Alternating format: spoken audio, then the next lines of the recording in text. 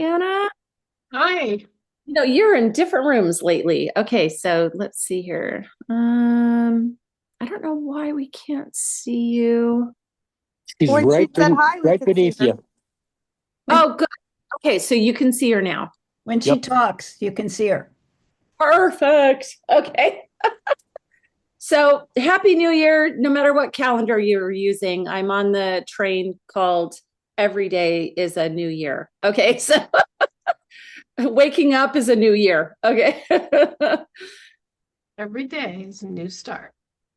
So, gosh, where do we start, Anna? We have not like done all the official, like prayer and the open of the meeting. And I know that Dolores, I spoke with Dolores briefly yesterday on an international call, and she asked if she could open us up in a prayer today. So, without objection, I would love the opportunity to call on Dolores. Dolores, do you want to go ahead and open up our meeting? Yeah, I'm happy to do that. Hi, Anna. Lovely to see you. Okay, so I put it in the chat. If everybody wants to do it at the same time at home, they can do that. I think it will be very powerful if all of us are praying at the same time. Can you find it in the chat? What I'm looking for right now. Oh, I see it. Yeah, I can actually do a screen share if you want me to. Yeah. Here. This. Okay, Okay, my accent won't be as good as yours, but I'll try my best. yours is way more beautiful. Say, my California. Okay. Can everybody see that?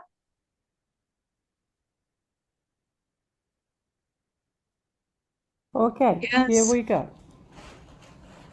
Prayer for the healing of a nation.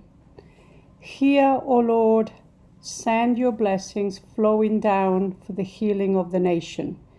In these troubled times of stress and strife, remove hatred and division, bind the wounds found in so many hearts, filled with doubt, fear, and confusion. Inspire us with all the things that we can do to defend what we believe in. Give us courage to expose the lies and the wisdom to discern them. Give us strength so that we may endure what has come upon the nation. Protect and guide us through all that we might face during our great tribulation. Hold us close, dear Lord, in your embrace. Bring us hope and consolation. Send your mighty legions from above for our true emancipation. Hear, O Lord, send blessings flowing down for the healing of the nation. Amen. And I will add, and all the nations in the world. Amen. Thank you, Dolores. Beautiful. Okay, is there anybody on the call tonight that would like to do the Bivens? This is John Russell in South Carolina. I could do that for you, please. Great. Thank you, John Russell. Go ahead. This meeting is private. Bearing false witness, misrepresentation, or posting inflammatory rhetoric in a public forum is forbidden and shall be addressed in the appropriate manner. To eliminate all conflicts or false allegations, is there anyone in attendance at today's meeting who is a member or agent of any law enforcement agency or public agency of the federal, state, county, city, or township agencies present? Is there a response to the Bevins decision for the first time? Is there a response for the second time? Is there a response for the third time? Anyone who is here under false pretenses, anyone who is working for any foreign government, including the territorial United States or municipal United States, anyone who is being paid or coerced to be here must fully disclose their presence and purpose now, or leave the premises or this conference call. If they subsequently show up as a federal witness, they are discredited for failure to disclose. I thank you. I yield. Awesome. Thank you, John Russell. Okay, Anna. Welcome, welcome. I'm sure, I can't speak for everybody, but I'm pretty sure everybody hopes that you had a great holiday season. And thank you for continuing your Monday nights and keeping us informed in your articles. Um, would you like to open this up? We have 7 hands up, so I'm not sure how you want tonight to go, but let's kick it off and make this a night to remember, shall we? Let's begin with the topic that Dolores introduced so eloquently, which is trauma. We are all the victims of trauma. We have all endured trauma since our birth, which itself was a trauma. So we all carry a lot of trauma that is firmly ingrained in our cellular memory. And as we've discovered on other occasions and through various scientific reports, our cells have memory. Our cells remember everything. And our DNA encodes it, so that our DNA represents an unbroken history going back billions of years. And each one of us is the unique expression of all that experience, all that memory, not just in this generation, but all the generations prior. And as recent epigenetic research has shown, we directly experience the trauma and the memories of our ancestors going back 3 and 4 generations, which, interestingly enough, is something that's told to us in the Bible by people who presumably, or who are presumed anyway, not to have advanced scientific knowledge. But genetics today tells us that our epigenetic code is influenced by our ancestors, our direct ancestors, going back 3 and 4 generations, which coincides very nicely, thank you, with the biblical observation that the sins of the fathers are carried forward 3 and 4 generations. So when we're looking at our trauma, we're not only looking at the accumulated life trauma that we've individually suffered from everything that we have experienced directly, but we're also carrying the trauma of our ancestors going back 3 to 4 generations. So, for example, if our great-great-grandfather was a soldier in the Civil War, we're carrying forward issues and traumas that he suffered. If our father was a soldier in World War II, we're carrying forward trauma that he suffered. Everything that has happened to our ancestors in the immediate past of 3 to 4 generations is imprinted on us, in addition to all the things that happen to us as individuals. And it's all being imprinted at a cellular level and even by the water in our bodies. Water has memory.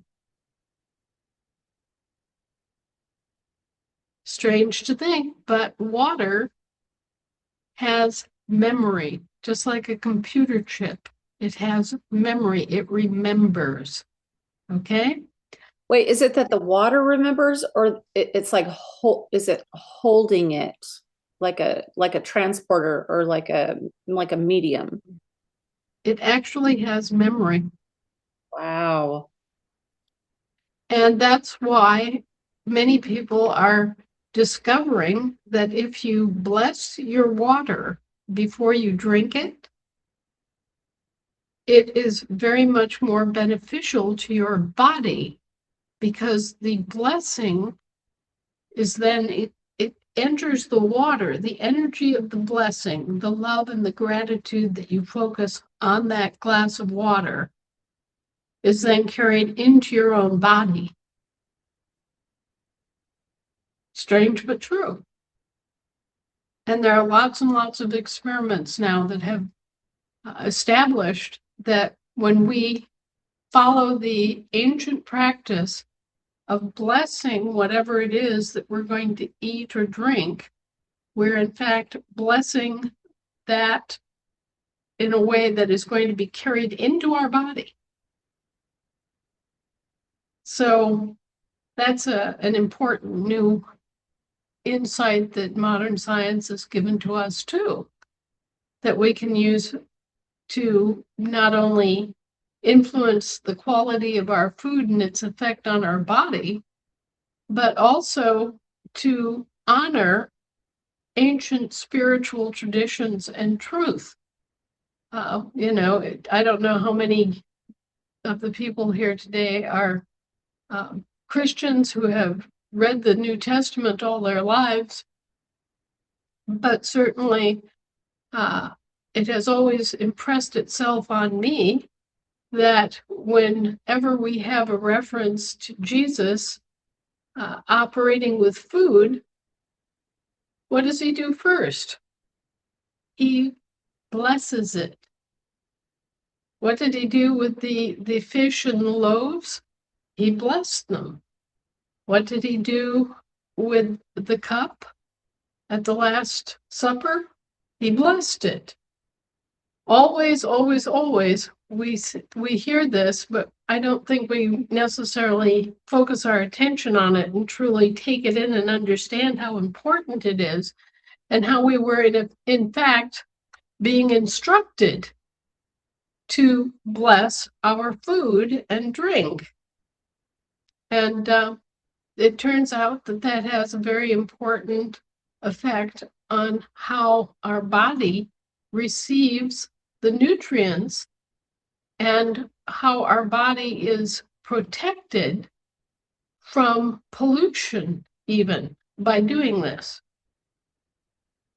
There have been studies where herbs and things like lettuce that had been exposed to nasty stuff, like pesticides and things like Roundup and all of that, was fed to rabbits, and the food that was blessed, someone actually holding that clump of lettuce in their hands and blessing it, and then giving it to the rabbits, none of the poisons had any effect on the rabbits.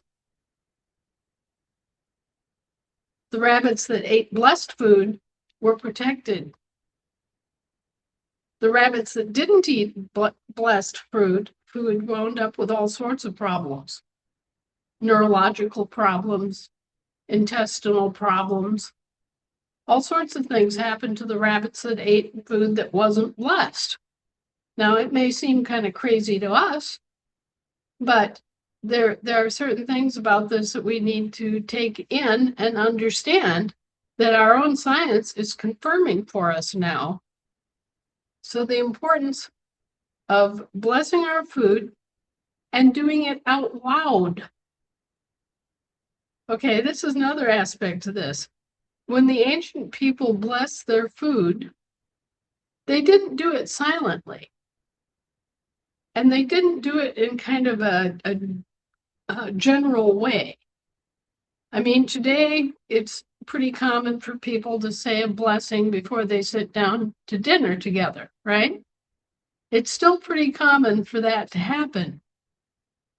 But what they're talking about when it comes to blessing food is something that they did on a far more specific basis. For example, a woman who's making bread, isn't surrounded by a whole bunch of people. She's just alone in her kitchen. But if she takes that flour and blesses it out loud, bless this flour. I'm so grateful for it. this has an actual effect. The sound of the blessing has an effect, in addition to the fact that there's an energetic change. So these are things that we're just becoming aware of, and yet they are reflected in very ancient traditions, like the traditions that are revealed in the Rig Vedas and in the other Hindu Sanskrit texts, and which we have received back from the Old Testament and the New Testament. We should be looking at this very seriously in terms of, hey, this is not just some sort of spiritual practice. It's a technology that has actual practical effects that are beneficial to our biology. Yeah, like going beyond what we call religion today, let's say. Right. Right. It's just mind-boggling what we're finding out now about how sound affects everything, about how magnetism affects everything, how the frequencies that surround us and that we surround ourselves with have drastic effect on everything around us. And we've been wandering around clueless in the dark, not realizing that such simple things would have such a huge effect, unaware that the trauma of our great-grandfather could still be haunting us today, and not really being prepared to take steps to heal ourselves or to heal our families or heal our communities in a conscious way. Okay?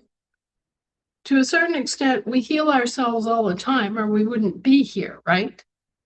But if you're aware that your grandfather was a Civil War veteran, you can actually bring forward peace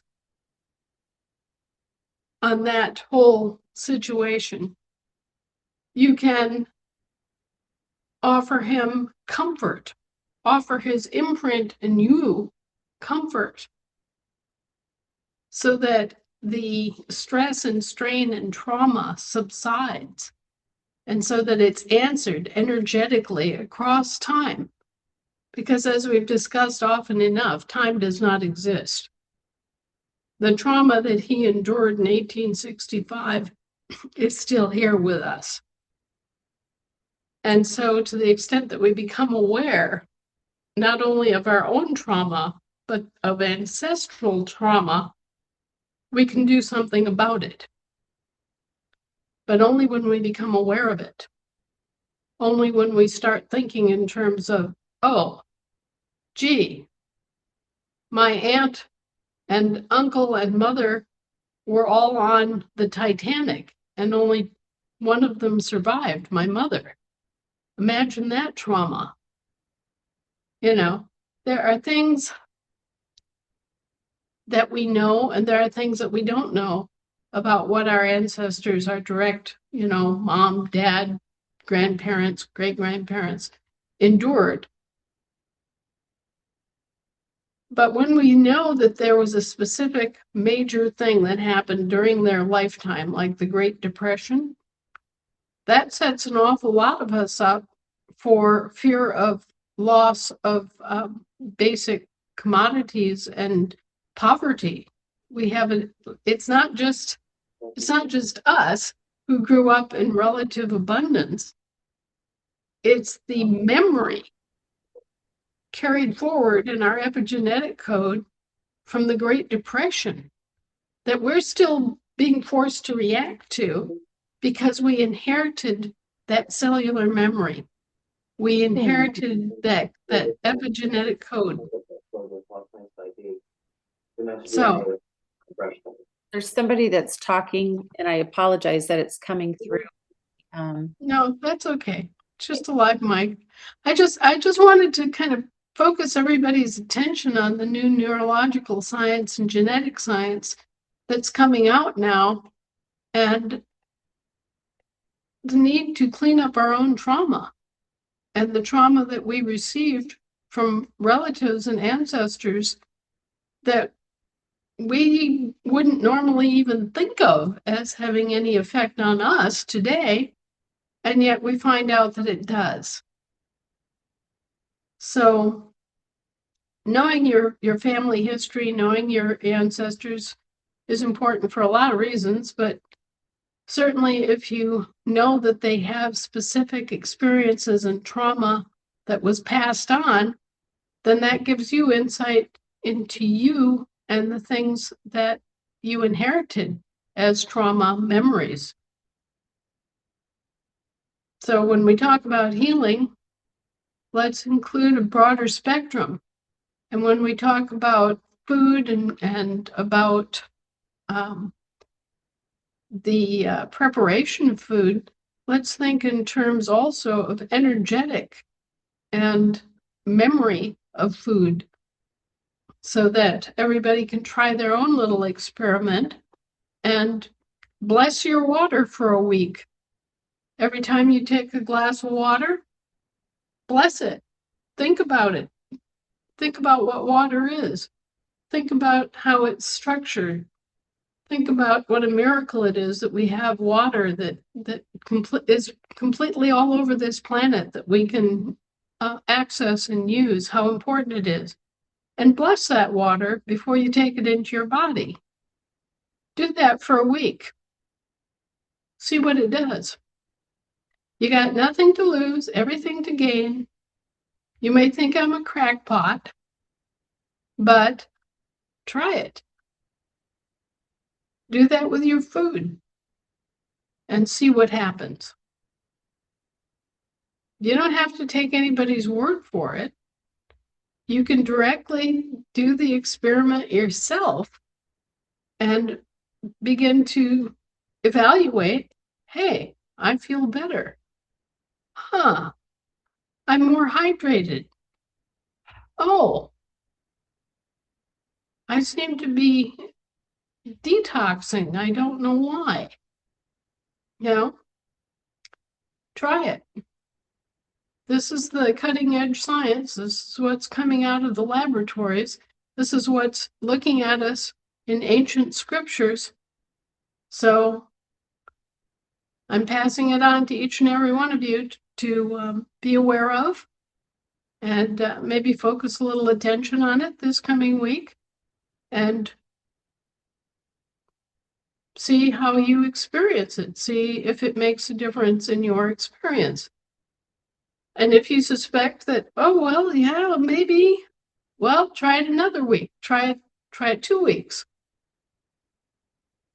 It's my experience that the wisdom that's contained in the scriptures very, very often reflects some aspect of physical reality that we're simply not aware of. It reflects science and physics and realities that escape our notice. And when we pay attention and actually act upon what our ancestors did, we benefit ourselves physically, mentally, emotionally, and we also benefit our families by passing on this wisdom. Another thing that is coming out in all over, I mean, it doesn't matter where you look. Another thing that is coming out that is going to have a big effect on us is sound. We have discovered that ancient peoples all over the world used sound as a healing modality. Literally, sound, including our words, takes on a life of its own.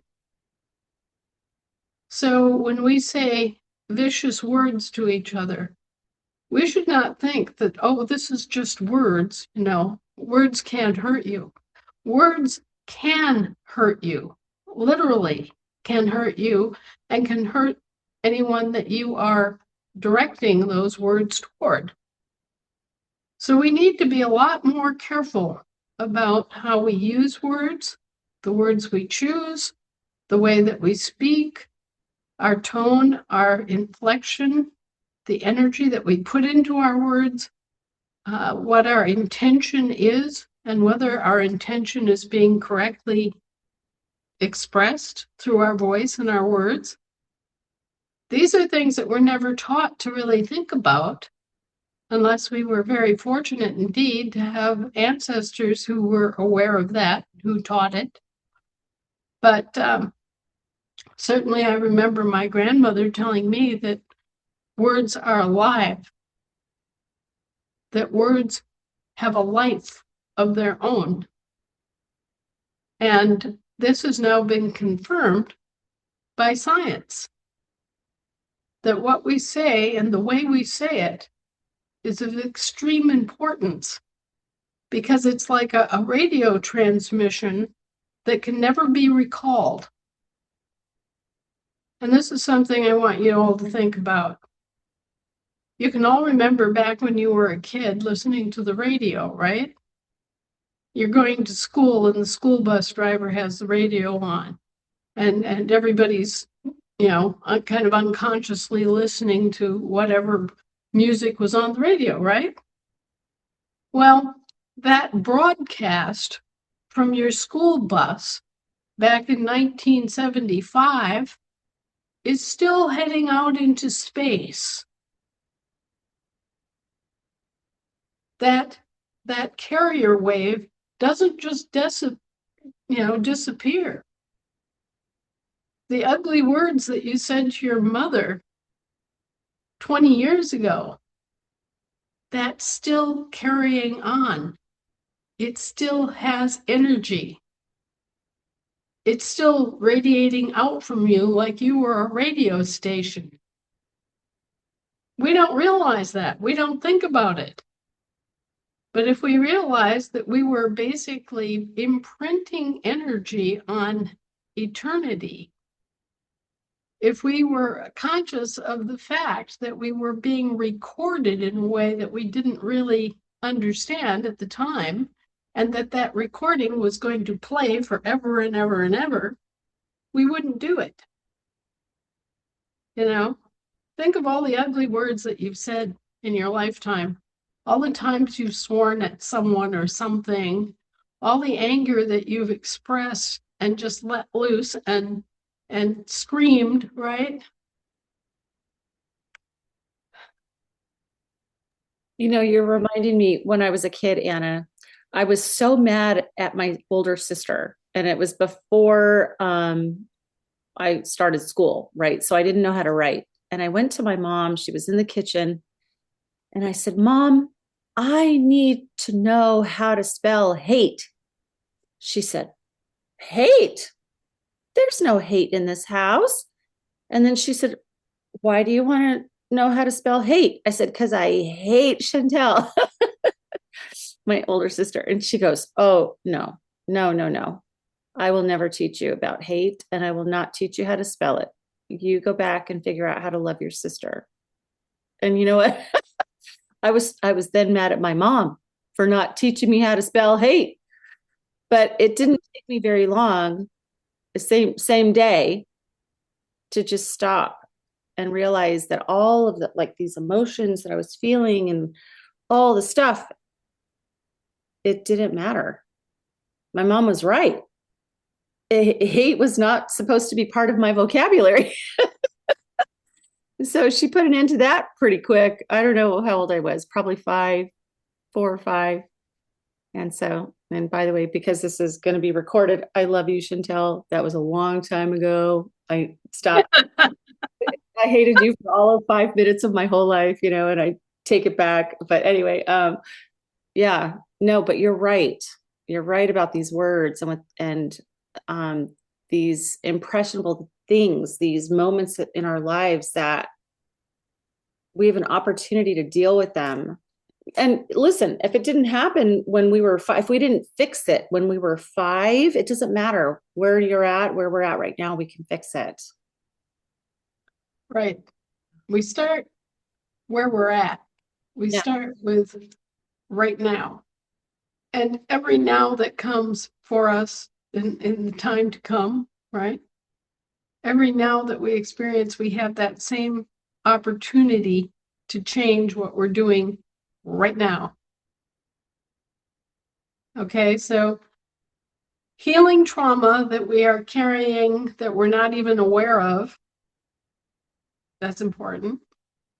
Rethinking our relationship with words and with music, that's important. And thinking about the proven effect of blessing our food, blessing our water, and the effect that that can have on our bodies and on our health. That's also something that is very profitable for us all to think about. And there's lots of research on this. I don't know if I'm especially tuned in or not, but there's a lot of resource and a lot of research that has been done on these topics, and it's coming out now. And there's also a lot of research on healing the biosphere, because that process doesn't just apply to us. The same water that has memory that enters our body also enters the biosphere, right? And so there are a lot of things that we're learning about gardening and agriculture and about crop yields and plant health and the ability of plants to absorb minerals from the soil. That is fascinating, utterly fascinating. And it's of the same sort of research that has yielded the information about sound. There are also magnetic effects. There are lots of studies that have proven that you can improve crop yields by introducing a copper wire to the ground, just like a ground wire in your garden. And who could imagine that? There are other very simple things that we can do that will greatly increase the longevity of our garden soil, the health and longevity of our garden soil. And we're just beginning to scratch the surface on how to do that, how to keep water in the soil, how to bind nutrients in the root zone so that plants can actually have a ready source of the nutrients they need. There's so much out there now that it's like a feast, a feeding frenzy. Just recently, there's been they've discovered that the Bible was coded with music. Who knew? But most of the Old Testament comes with cantor marks. When it's written in the original Hebrew, it had cantor marks that were marks like notes and chords and musical notations that told the cantors, who were the priestly singers that performed in the synagogues, right? That told them how to sing basically the liturgy that was already there on the page as they read the Old Testament. We're just now beginning to crack that code and be able to actually hear the music that they heard and that they produced from being able to read these cantor marks. And so one of the things I believe I shared a few months ago was an actual hymn from the days of the Old Testament being played on a modern instrument.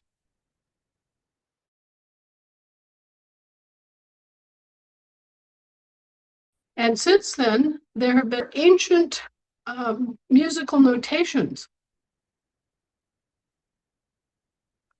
So they found ancient Sumerian, texts in cuneiform, which actually are musical notations that tell us how to play hymns that were sung in ancient Sumeria.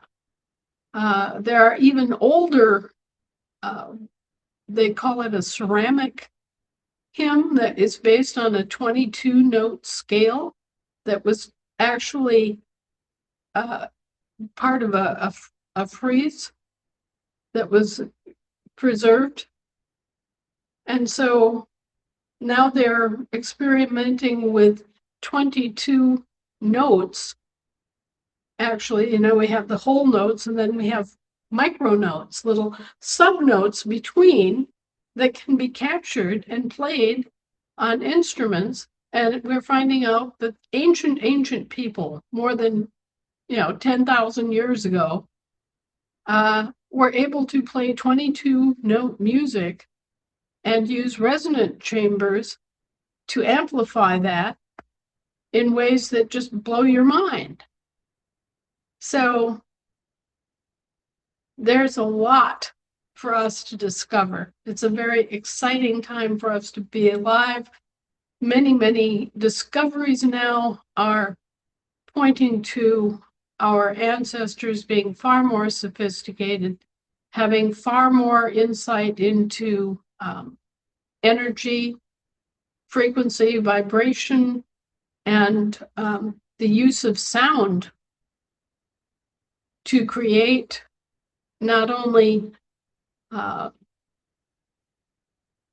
more generalized uses of music that we can think of. I mean, to make you feel more peaceful or to make you feel excited.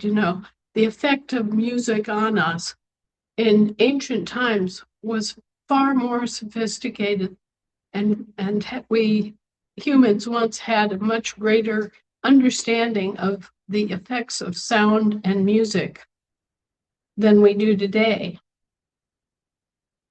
So if you get an opportunity to hear 22-note music, which ranges all the way through the entire spectrum of music, from things that you can't really hear with your ears, but you can hear physically, throughout the audible spectrum of sound, you will be amazed. Number one, that you can hear all this extra stuff that you didn't know existed, but also how it makes you feel and how it can have an effect on your biology. It's an entire new modality. It's going to revolutionize medicine. It's going to revolutionize communication. It's going to revolutionize engineering. We're on the cusp of a whole new understanding of the world. And those of us who are gathered here tonight are being able to talk about this for the first time in, well, it's probably been 10,000 years since people actually had a kind of a public meeting and talked about this. So anyway, folks, bless your food, bless your water, pay more attention to what you say and how you say it, and start thinking in terms of listening to music that benefits you as opposed to music that harms you. Because music in the modern age has been weaponized against us. And much of the music that we hear on the popular broadcast systems has been very subtly changed so that instead of it being soothing to our nerves and being supportive of our health, it actually serves to undermine our health. And one of the projects that I personally have undertaken is to promote the development of what's called whole tone music. and to replace the off chord music that we have, that has been deliberately altered so that it does not assist our biology, to remove that ugly music with whole tone music, which supports our biology. So if you want to learn more about whole tone music, it's easy to look up, it's all over the internet, and it works. And what we're doing now is we're recruiting very talented musicians who are in tune to the purpose of whole tone music and why we are developing a much broader base of whole tone music so that we can begin to make entire whole tone radio transmissions available to the public, an entire radio station that does nothing but play whole tone music. Okay. And at first that'll probably just be kind of generalized music. But there's no reason that we can't do this with every kind of music from classical to country western. So we're reforming music. And you won't necessarily be able to pick out the difference between whole tone music and other music that you hear, but your body will be able to recognize the difference. And that will support your health. There are numerous cases where people who were suffering from terrible chronic diseases were then exposed to whole tone music and recovered. Things like cancer, chronic serious diabetes, autism, just terrible things.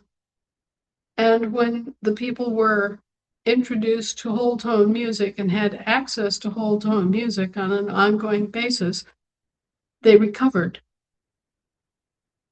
So it's not something that's going to walk up and slap you in the face and say, yeah, I'm the real deal, I'm the whole tone.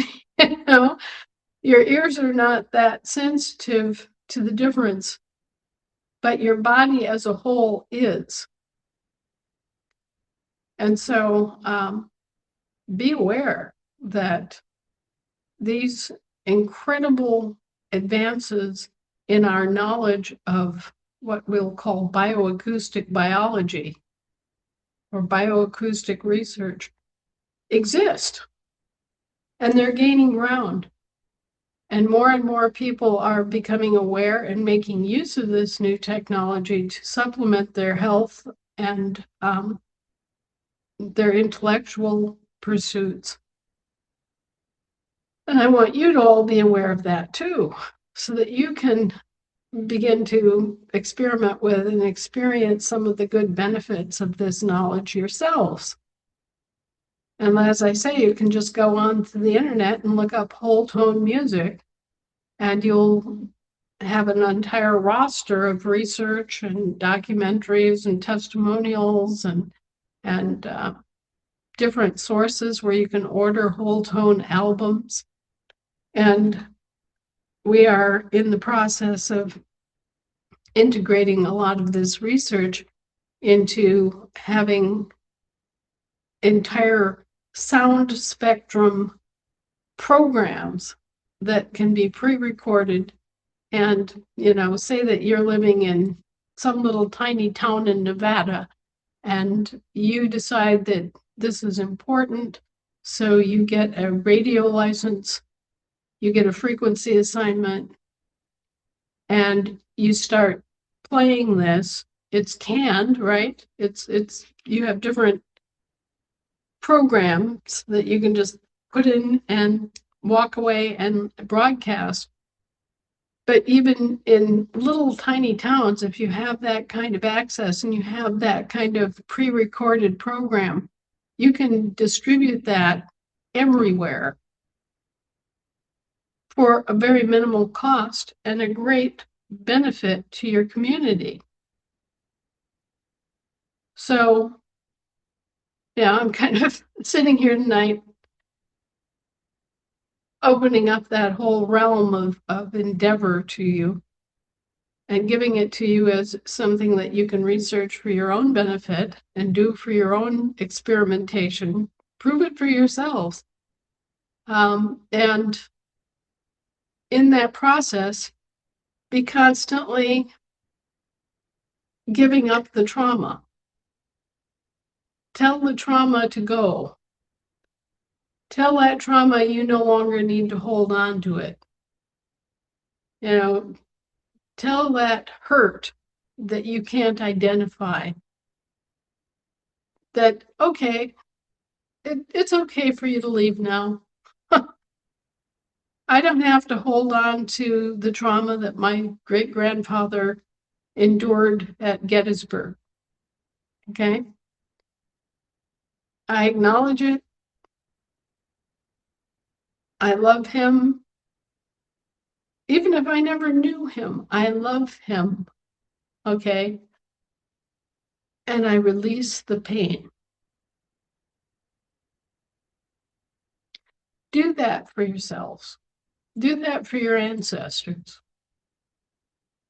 It may seem a little corny, a little funny, a little weird to think that you can release pain that your grandfather suffered, but you can. And when you do, you also release yourself from that epigenetic expression.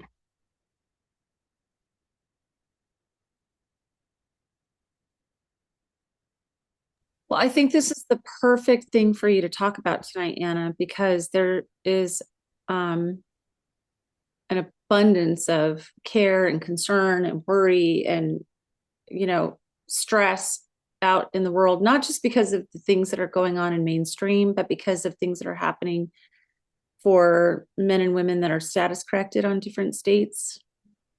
And you're reminding us about this part of our self-governance, right? Because yes, it's the sound frequency and it's blessing our food and our water and our everything. It's about making sure that we take the time to do that. And colors. I mean, everything, what we have around us in terms of our colors have a frequency too. Right. And, color, everything from, I love makeup, right? So colors of what we put on our face or what we wear on our bodies, and also the paint in our homes and the ways that we surround ourselves with. Absolutely. People in northern climates suffer from color deprivation during the winter. Yeah. And that's why it's in Scandinavian countries, you see a lot of home like red sofas and orange raya rugs that are hung on the wall and really bright colored art prints. And this is a matter of health, because if all you ever see is white, white, white, white, white, you become color deprived and you literally suffer physical maladies as a result. Now, most of us never think about it, but for example, Jim, my husband, was a fine artist, as you all know. And toward the end of his life, he started experimenting with color therapy. And it was just a matter of taking a range of colors that had known effects on the human eye and the human brain that then translate into changes in your biology more generally. And he was creating art for specific problems that people have, like schizophrenia. It's been discovered that people that have different, the basic generalized all-purpose schizophrenia that is clinically defined benefit from certain colors. in their environment. And also that vitamin C in megadoses helps schizophrenia heal. Well, so anyway, he was doing all of this color therapy. And it was just a matter of mixing the right colors and making them into something that was appealing enough so that you wanted to hang it on your wall in your kitchen or your bathroom or wherever you needed that extra little spark of color. And we had some amazing results where, you know, people that were battling chronic obesity painted their kitchens in shades of blue and bought blue dinnerware and blue toned cooking pots. And they started reducing the amount of food that they ate. They started naturally reducing down the portions and losing weight just from the influence of the blue. The blue kills appetite. Blue it has a sensor in your eye and in your brain that causes you to reduce your calorie intake and kills your appetite. So if you're trying to lose weight, like you have a chronic obesity problem and you're really struggling with it, if you change the motif and the color scheme in your kitchen to blue, it promotes, reducing your appetite, reducing the portion, just naturally doing it, not feeling like you're depriving yourself or anything. You just, under the influence of blue, you just naturally do this. So, well, at least it's consistent, right? Because we saw with these wildfires that the laser beams that were coming from God only knows where, that were starting all these fires, right? The lasers were avoiding blue umbrellas, blue roofs, blue cars, blue porta potties, blue trash cans, recycling bins. All the blues got avoided when there were targeted fire lasers that were starting. Exactly. Yeah. So anyway, even the colors, Michelle's exactly right. Colors have frequency. Colors they encode messages, energetic messages to your biology, and they change you. They change how you live. And to the extent that we know that we have solid research on this, we can use that information to our advantage. And so I would just, I would like to kind of lead you down some paths which initially, my experience has been that initially when all this research started popping up and I started learning about it back in the, say, 80s, 90s, it seemed kind of strange at the time. But at a different level, it seemed very familiar, as if I actually knew this at some point in the past and had simply forgotten it. And I was remembering. It was very much a sense of, oh, yeah, I knew that. Or, yeah, that's true. I may not really know why it's true, but I know it's true. And so I think that at some point we did, as an entire race of people, know a lot of this stuff, but we forgot. Somehow, some great trauma, some gigantic interruption or interference with our progress caused us to forget that we actually do know this. And don't be surprised if you have that experience too, as you're experimenting and doing things like blessing your food. If it feels on a certain level strange, like there's something in your common everyday experience that is saying, oh, this is crazy, or this can't work, or, whatever, you've got this little running thing that balks at anything that's unfamiliar. But then also, as you're doing it, I mean, as you're picking up that first glass of water and holding it in your hands, and you're kind of letting your own energy and your own appreciation flow into that glass of water, um, it may feel strange, as I say, but at another level, a little deeper down, it'll also seem oddly familiar. There will be a logic to it that at a deeper level makes sense to you, as if you are remembering something that you forgot. And so don't be surprised if you have kind of a double response to doing some of these things or including some of these things in your environment. Those of us that live in very cold climates, like here I am in Alaska, right? We just got 2 feet of snow and now it's 20 below zero. So we went from being dumped on with a huge amount of snow to being at 20 below zero. And believe me, everything outside my window is very, very white. So I look at some of my husband's artwork that is extremely bright, that has oranges and golds and very almost fluorescent pink and deep reds, and I find that does stabilize my entire biology in a way that I can't hardly even explain. It gives me warmth.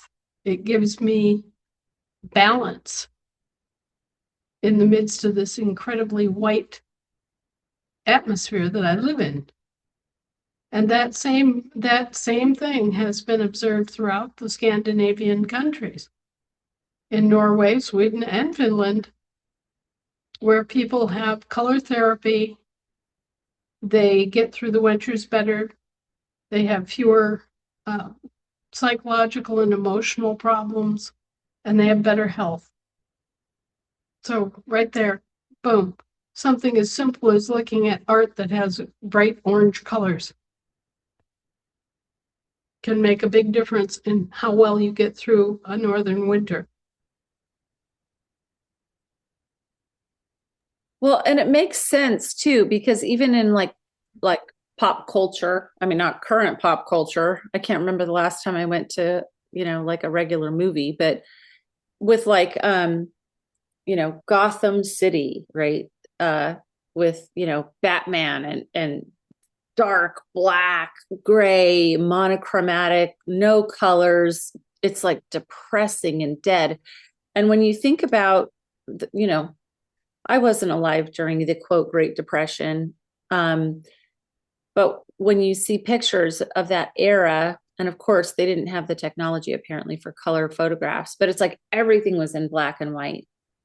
And it just lends this imagery, this idea that there was nothing living, that it was just so depressed and dark, and there was no life and no greenery and no grass and no color of any kind. And so I think you're touching on some way important points tonight that I think we really needed to hear and start this year off with, because first of all, let's face it, we've been missing you the last couple of weeks, not having this call. But I think we just really needed to ground ourselves in this. We're on the precipice of an amazing and bright new future where men and women are finally stepping into the authority that we were born to have, and rubbing our eyes and awakening to this whole new world, like Dorothy and the Wizard of Oz. And so Anna, you said something earlier, and I don't want to like step over it. Okay, when you said something like about you being crazy, or for people that call you crazy. People do. I'm sure that people do. And there are at least 263 of us on this call tonight, okay, that are walking the narrow path with you. holding you in high regard because we know that you speak the truth. And so you are in many ways this bridge, right, between this old world ideology and the new path forward, which is people being embracing the land, embracing the soil from which we came, or embracing the soil where we have chosen, right? Some people have chosen to be here as opposed to having been born here. But it's 2026, at least on the Gregorian calendar, right? That's a whole other opportunity to talk, but of this moment and this time, and with the amount of work that's gotten us to this point, this is perfect. What you're saying tonight is perfect. It's like the seedling, for this bright new future. I picture this garden, like a garden of colorful flowers and plants and food and just abundance and grazing animals and all of it, because it's our time. Right. It's our time. And we don't have to go through what the founding fathers went through to break free from the British crown and the papacy, right? Right. And on top of that, we've got millions upon millions upon millions of people throughout the rest of the world who are more aware of the evils of the British crown than we have been. Yes. Okay. So we have lots and lots of help coming from all directions. As people understand what went on here, we are getting support from all corners. Everybody else who suffered under the British crown, everybody else who suffered under the City of London, everybody else who suffered under the Committee of 300, they're coming from all directions, all the different continents. And just briefly before we leave the subject of color therapy, I don't know if everybody else has noticed this, but there's been a complete decoloration of home furniture. I mean, you can go to a home furnishing store and you will see a color spectrum that is incredibly reduced. You will see lots and lots of different colors of gray, different shades of gray. You will see black. You will see white. You will see a limited, probably maybe 25% of some brown or wheat colored or tan. But most of what you're being sold by the decor cabal, let's call them the color cabal right now, that dictate different fashions and fads, and not only clothing but home furnishings. You're being sold grays, and grays are a color that, as Jim explained to me one day, gray is a color that saps energy. Gray is a color that sucks energy right out of you. Gray is a color that leaves your mind in a confused or diffused state. And so he said that gray has this character, and that the best way of dealing with gray in terms of color therapy is to use it deliberately to supercharge brighter colors. And he gave me the example of, on a gray day, when the sky has an overcast, the color in the landscape is brighter. It's actually deeper. It's more preserved for you than on a bright sunny day, because the sunshine kind of whites out the color to a degree that we're usually not paying attention to unless we're a professional artist, right? But so you can use gray, and if if you're in the position of having to buy new furniture in this particular market, you're practically going to have to buy really washed out neutral gray and maybe possibly brown colors, right? But you can use that as a backdrop for really bright colors. And the gray will then support those colors, and those colors will pop. They will have more energy in your environment simply by the contrast of the gray. So don't despair if you're having to redo your house or just got to the point where you have to buy a new sofa and all you can find is gray. Okay, go ahead and use that as a backdrop for whatever really great, bright, beautiful colors that you want to emphasize to support your own mental and physical health. Yeah, every open casket funeral ever, you can attest to that the one laying in the casket was kind of gray. So, but I love what you're saying about it lends itself to, the slightest amount of color just kind of popping out and being more pronounced than that gray. So, yeah, Right.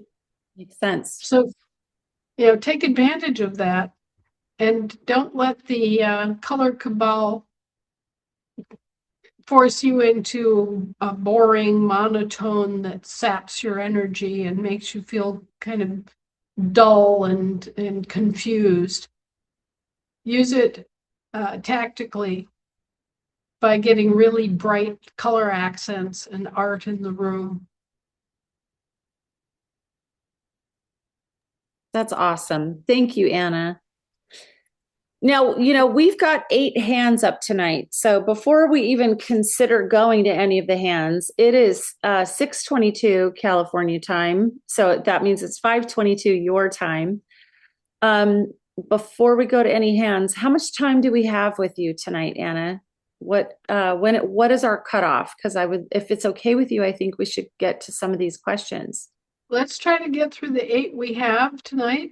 I think it'll probably take me anywhere from 20 minutes to an hour to get through 8 questions. So let's go with the 8 questions we've got. And if anyone comes up with more, just jot them down, send them to Michelle. She'll forward them to me.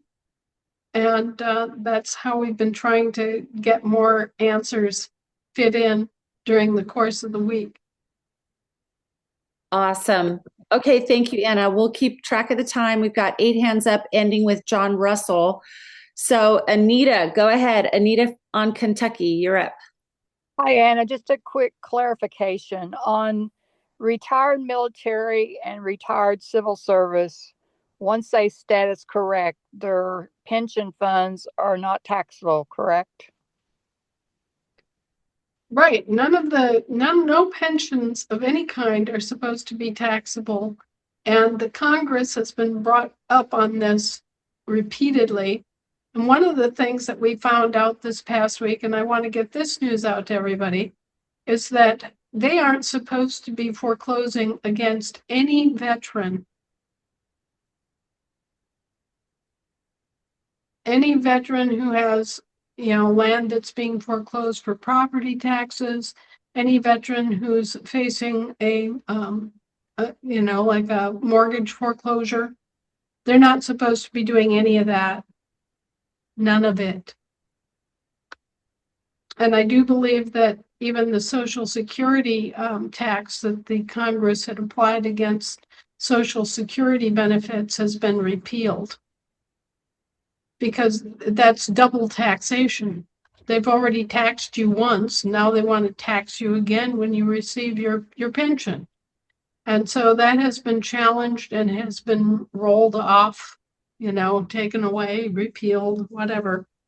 And the new information that we have is that since the administration of John F. Kennedy, they haven't had any ability whatsoever to foreclose against any veteran. And we all know that a lot of veterans have lost their homes and lost their farms as a result of this gross breach of trust and misadministration and misapplication of law. So that's another part that's coming forward here. And we'll be working on that to get that out to everybody. And then you'll have that you can share with anyone who's a veteran as a defense against these banks and these tax agencies coming after them. So that is another big deal of the week. Okay, thank you. I yield. Thanks, Anita. Awesome. Thank you, Anita. Okay, Dorothy, you're up. Hi to all you beautiful souls. Hi, Anna. I'm so happy I'm have this opportunity just to catch up and talk a bit. I have something, Anna, that's really on my heart, and I just want clarity on this. Maybe I missed it somewhere.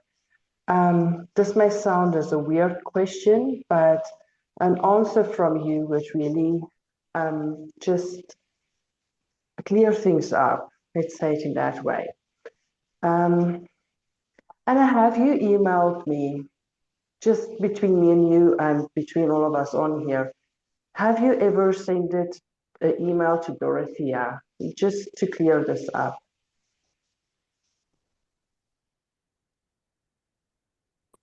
I don't know.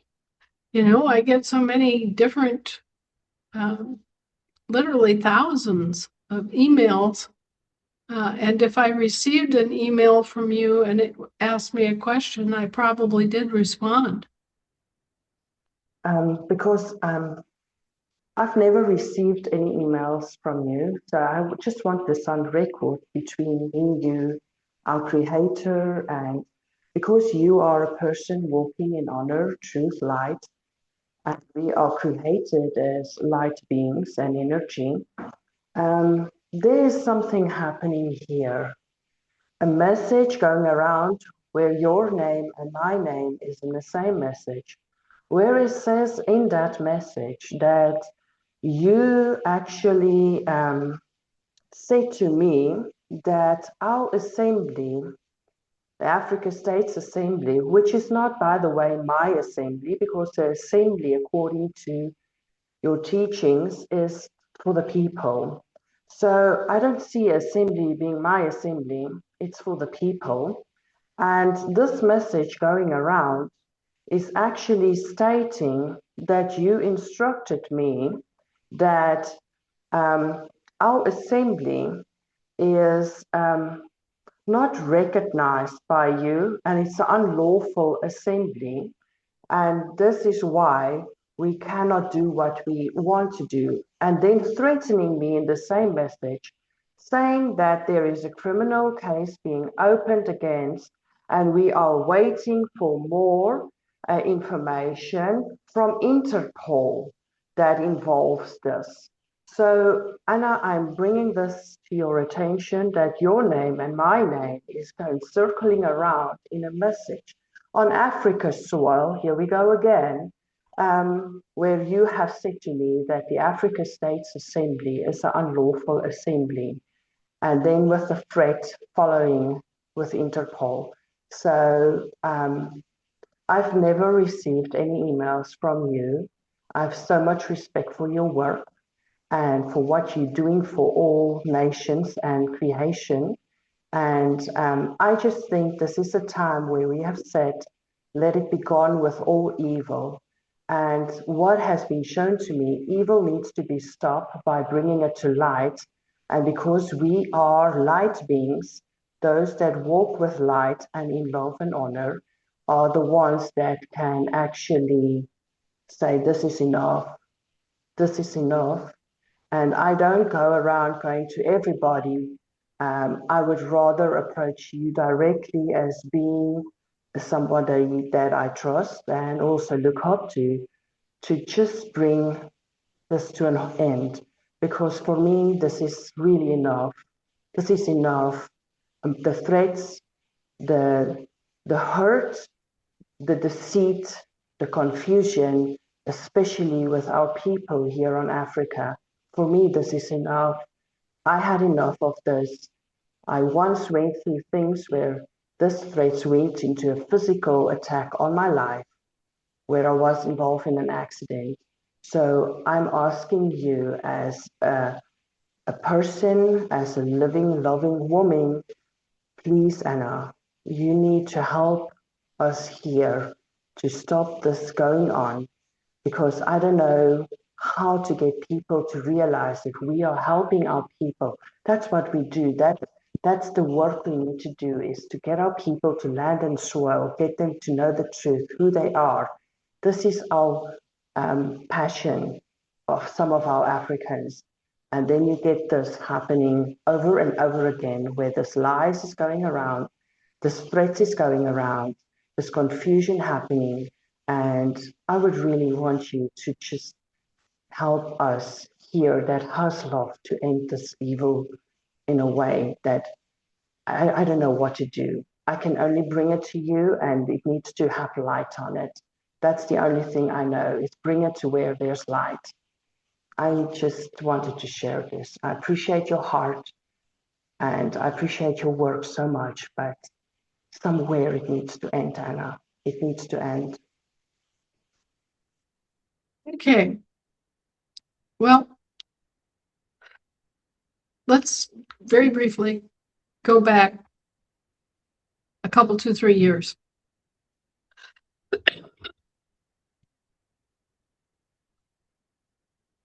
We did an exercise. The assemblies here in America did an exercise in which we all together, those who were willing to participate,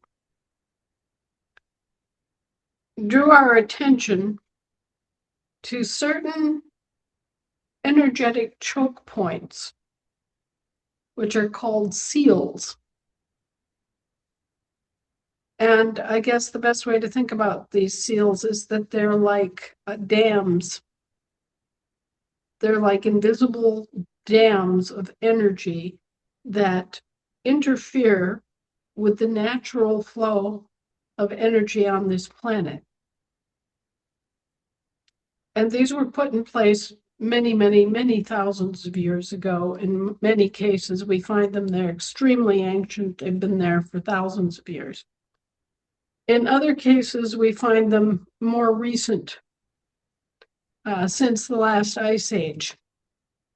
And they've been placed in key areas to act like dams and to flood certain areas with energy and deprive other areas. Just like a river can be dammed, and as a result, the land that's above the dam gets all sorts of extra water and is able to irrigate and do everything, while those that are below the dam lose water and lose the ability to irrigate their fields and stuff. It's the same way with energy.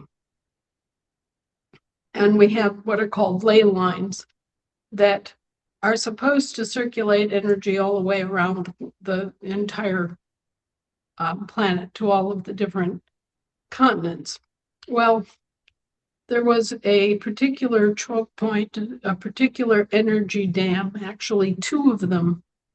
One on Bardsey Island, which is an island off the coast of Great Britain, and another one that was at Rome called the Great Palatinate Seal. And as an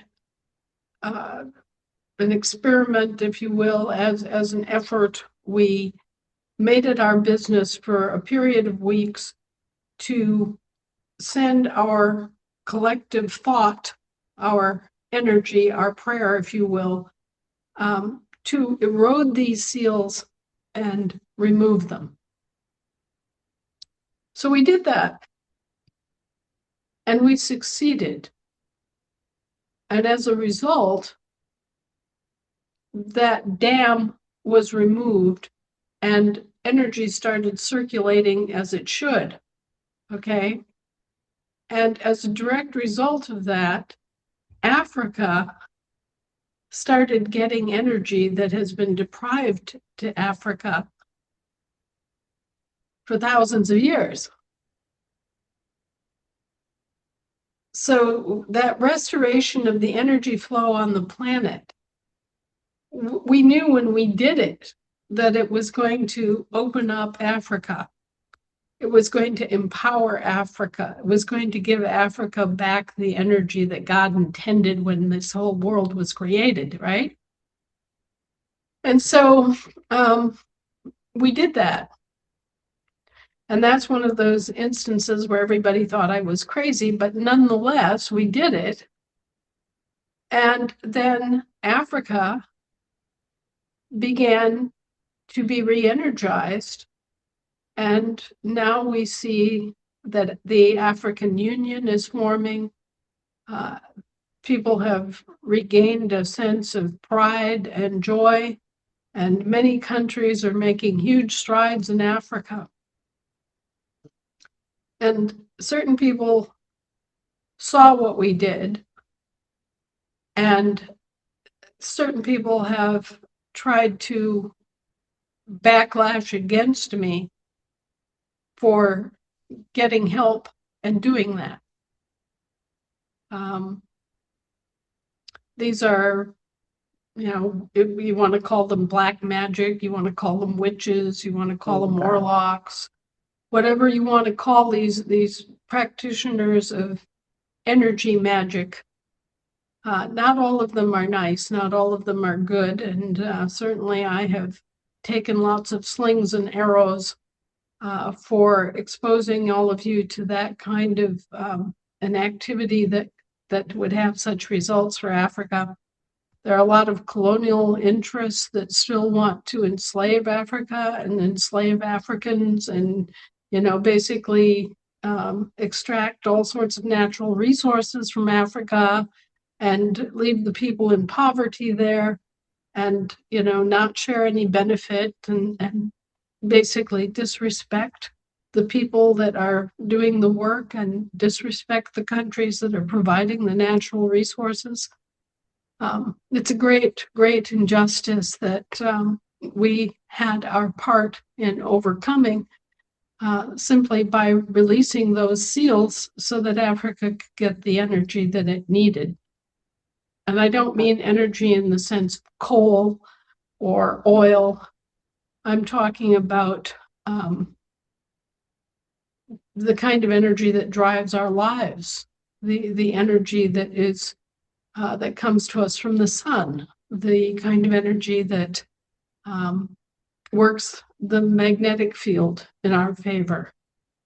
And so we did that. That was a big benefit for Africa. We did that knowingly that it would help Africa and that it would restore balance. And we've taken a lot of heat for that. Let's call them the arcane powers, have attacked me personally. They've attacked this group. They have certainly attacked Africa and continue to attack every country in Africa. So we have enough power. It's just me asking, what do you suggest us that is really doing this for our people in the fullness of really wanting to help our people? How do we stand in this? What do you suggest we as having the heart, carrying the light, I'm explaining to you, to free our people? Right. Should we unite more, pray together more, do more meditations together? What would you suggest to fight this off more? Because it's very, very bad at this point. Certainly communicating with each other on an ongoing basis, being aware that there are a lot of ways that communication can be sabotaged. There are a lot of ways that things can be taken out of context and misrepresented. There are a lot of things that happen just simply because there's you're talking about apples and oranges, frankly. The only thing that I remember about Africa and the African assemblies recently was that there was at one point there were like multiple groups that were springing up all of a sudden. And some of them were using the information that I provided to everybody, and some of them were acting on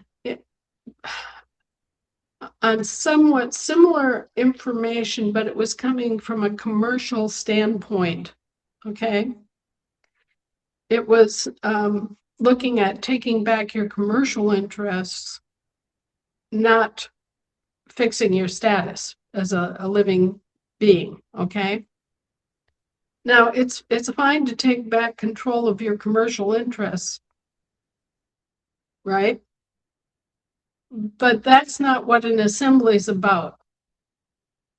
An assembly is about correcting your own individual records and claiming your own status as a living man or woman. It's not about a claim to own a foreign corporation. Okay? You can own that foreign corporation, but a lot of people forget that it's not just a matter of ownership, it's a matter of who actually ultimately owns it. And that's you. So you have to establish yourself, and you have to declare your own political status, your own birthright. And I think that there have been several groups that were kind of organized by the World Marshal Authority that did not emphasize the necessity of getting your own status corrected, that were encouraging people to quote unquote assemble, but was specifically to assemble and to lay claim to commercial entities, and to lay claim to specific trust funds or things like that. And I think that they didn't quite understand the importance of having your own status corrected and your own identity as a living man or woman established prior to making those commercial claims. Because if you make those commercial claims and you haven't done your status correction, you leave yourself open to having the British government come in and seizing your property and administering it in one of their courts, and you lose everything. You've gone through all this work, you've claimed your commercial interests, blah, blah, blah, and then you get trumped by the Queen's government, basically, or the King's government. So I don't want to see that happen. I want to see the whole thing unraveled all the way back. I want to see everybody get their ground zero status corrected so that they can stand there on their own two little feet and say, it's all mine. It's not just the commercial claims. Oh yeah, I've got commercial claims up the wazoo, but no, it's all mine. The territorial claims, that's me too. The national claims, hey, bring it on, that's me too. It's all mine. It's not just a part. I don't want you going for just a part of what's yours. I want you to claim it all the way. Okay? And so with this other organization coming up that was trying to do the commercial claims, there's nothing wrong with doing the commercial claims, except that you're probably going to lose them if you just do that and don't correct. So I commented that those assemblies that were just assembling for the commercial claims were not on track, that they needed to do the process and get everybody status corrected as living beings. And then as living beings come back as the beneficiaries of the public trusts and the donors of the public trusts and claim it all. So that comment might have gotten misconstrued or misunderstood, but I certainly never said that there were any assemblies in Africa that were unlawful. If people are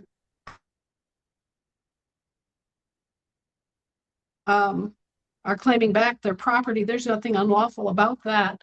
And I wouldn't have made that claim about the World Marshal Organization, because they've been at the forefront trying to get the property back to the people the whole time. So I'm not aware of any comment that I made about any of this that would result in you being threatened or having somebody report it to Interpol. Then I'm happy, Anna, because like I say to you, this is what has been circling. I will share it with you if you really want this. I will send it to you if you want it so that you have this. But us as an assembly group, the only thing that we have been trying to do is get our people to status correct, do your paperwork, come back to the land and soil, get yourself recorded, get what's rightfully yours, your heritage with the 528. That and giving education. I mean, that is the thing that our assembly has been doing right across Africa with the kingdoms and all of that. And now this is happening, being said. You said that we have been called an unlawful assembly, which is untrue. If you need proof of what our assembly is doing, I can send it to you. Really, Anna, we are a transparent group. We have nothing to hide. We have really just been trying to help our people. So I'm really happy that you cleared it up, that it's on record, and that people can see this is a lie that's been distributed, causing more confusion under the African tribes. Because this is really, it hurted a lot of people. It hurted a lot of people. But thank you, I feel. There's also possible confusion between African tribal governments and national governments. And the way that works is that I'll say that you're a Kikuyu from Kenya, and yet you're a Kenyan also. That's a dual national status, right? You're born into a tribe, which is a nation, right?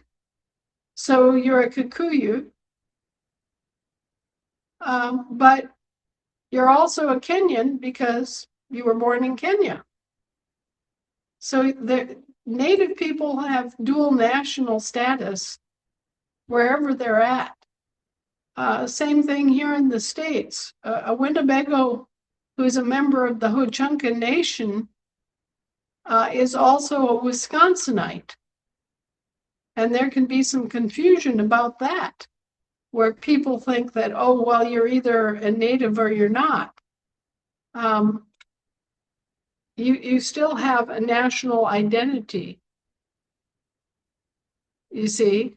So let's try to get together here, Dorothea, and really take a look at what is being said and who's saying it and what kind of understanding they may have or not have, and try to straighten this out ASAP.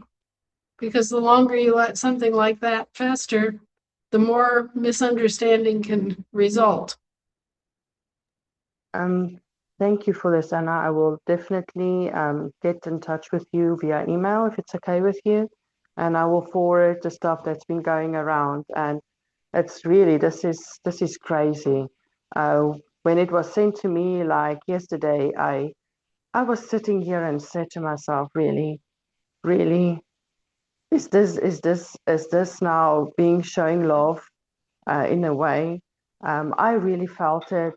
You would never say this. I know it in my heart, but put this on a continent where there is 1.4 plus billion people and let this thing go like wildfire, because that's what's happening. And it puts not just me and our assembly in a light where it looks deceitful, but it brings the whole global into a spotlight of what is happening here, which is not right to you or the work you've done or the love you've put it into this, or to us that has such love for you for the work you've done, helping all humanity. This needs to stop. From my heart to your heart, this needs to stop. And we need to really get this, the head of the snake cut off. This really needs to stop. But thank you for Well, taking time to listen to me and for your heart that you have for all of us. I appreciate you so much. Hey? everybody keep your Shinola sensors on. Everybody be careful. There are a lot of very dangerous organizations out there in the world that we have protection against, but at the same time, if we're not vigilant and we're not careful and we don't stay in communication, they get a chance to cause trouble. Let's just block them out so they don't have a chance. You know, you saying, Anna, so important. I know we have more questions, but just to piggyback on what you just said, Dorothy, thank you for bringing that forward, because we're dealing with a world of, you know, AI and agencies all over the world that want nothing more than for us to fail at this endeavor. And how they always do it is through divide and conquer. Divide and conquer, cause confusion, chaos, doubt.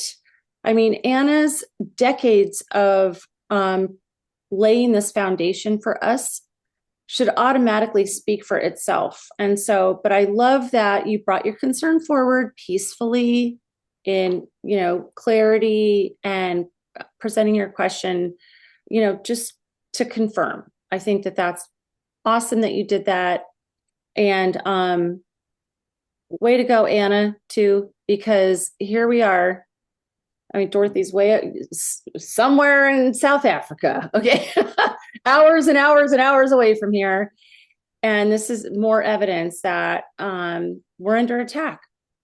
But we're not going to tolerate that anymore, because we're united and we are going to stand firm as we're instructed to do in the scriptures. We're going to stand firm against these wily, you know, deceitful acts of perpetrators that have gotten away with this sort of tactic for generations. No more evil. So we're done with evil. And now we're just going to move on to the next question. Rocky Roper on Nevada. Go ahead, Rocky. Thank you, Michelle. You're so great. Anna, you're still there? This last Sunday, we had a dinner meeting with Union State and the counties, and we had 31 people at the dinner meeting. We had actually 4 people online too. And we come up with a lot of discussions of different things. And one of the things that we're thinking about is how that we can fund our counties. And we were wondering if we could use GFG and the vendor thing to actually create a Union State vendor account, and we could fund it ourselves into that and then use that to actually fund our counties. Is that possible, or am I thinking wrong? Well, if you're going to run a county like a business, and to some extent you have to, you have to think about, well, what services do we actually provide at the county level? Mm-hmm.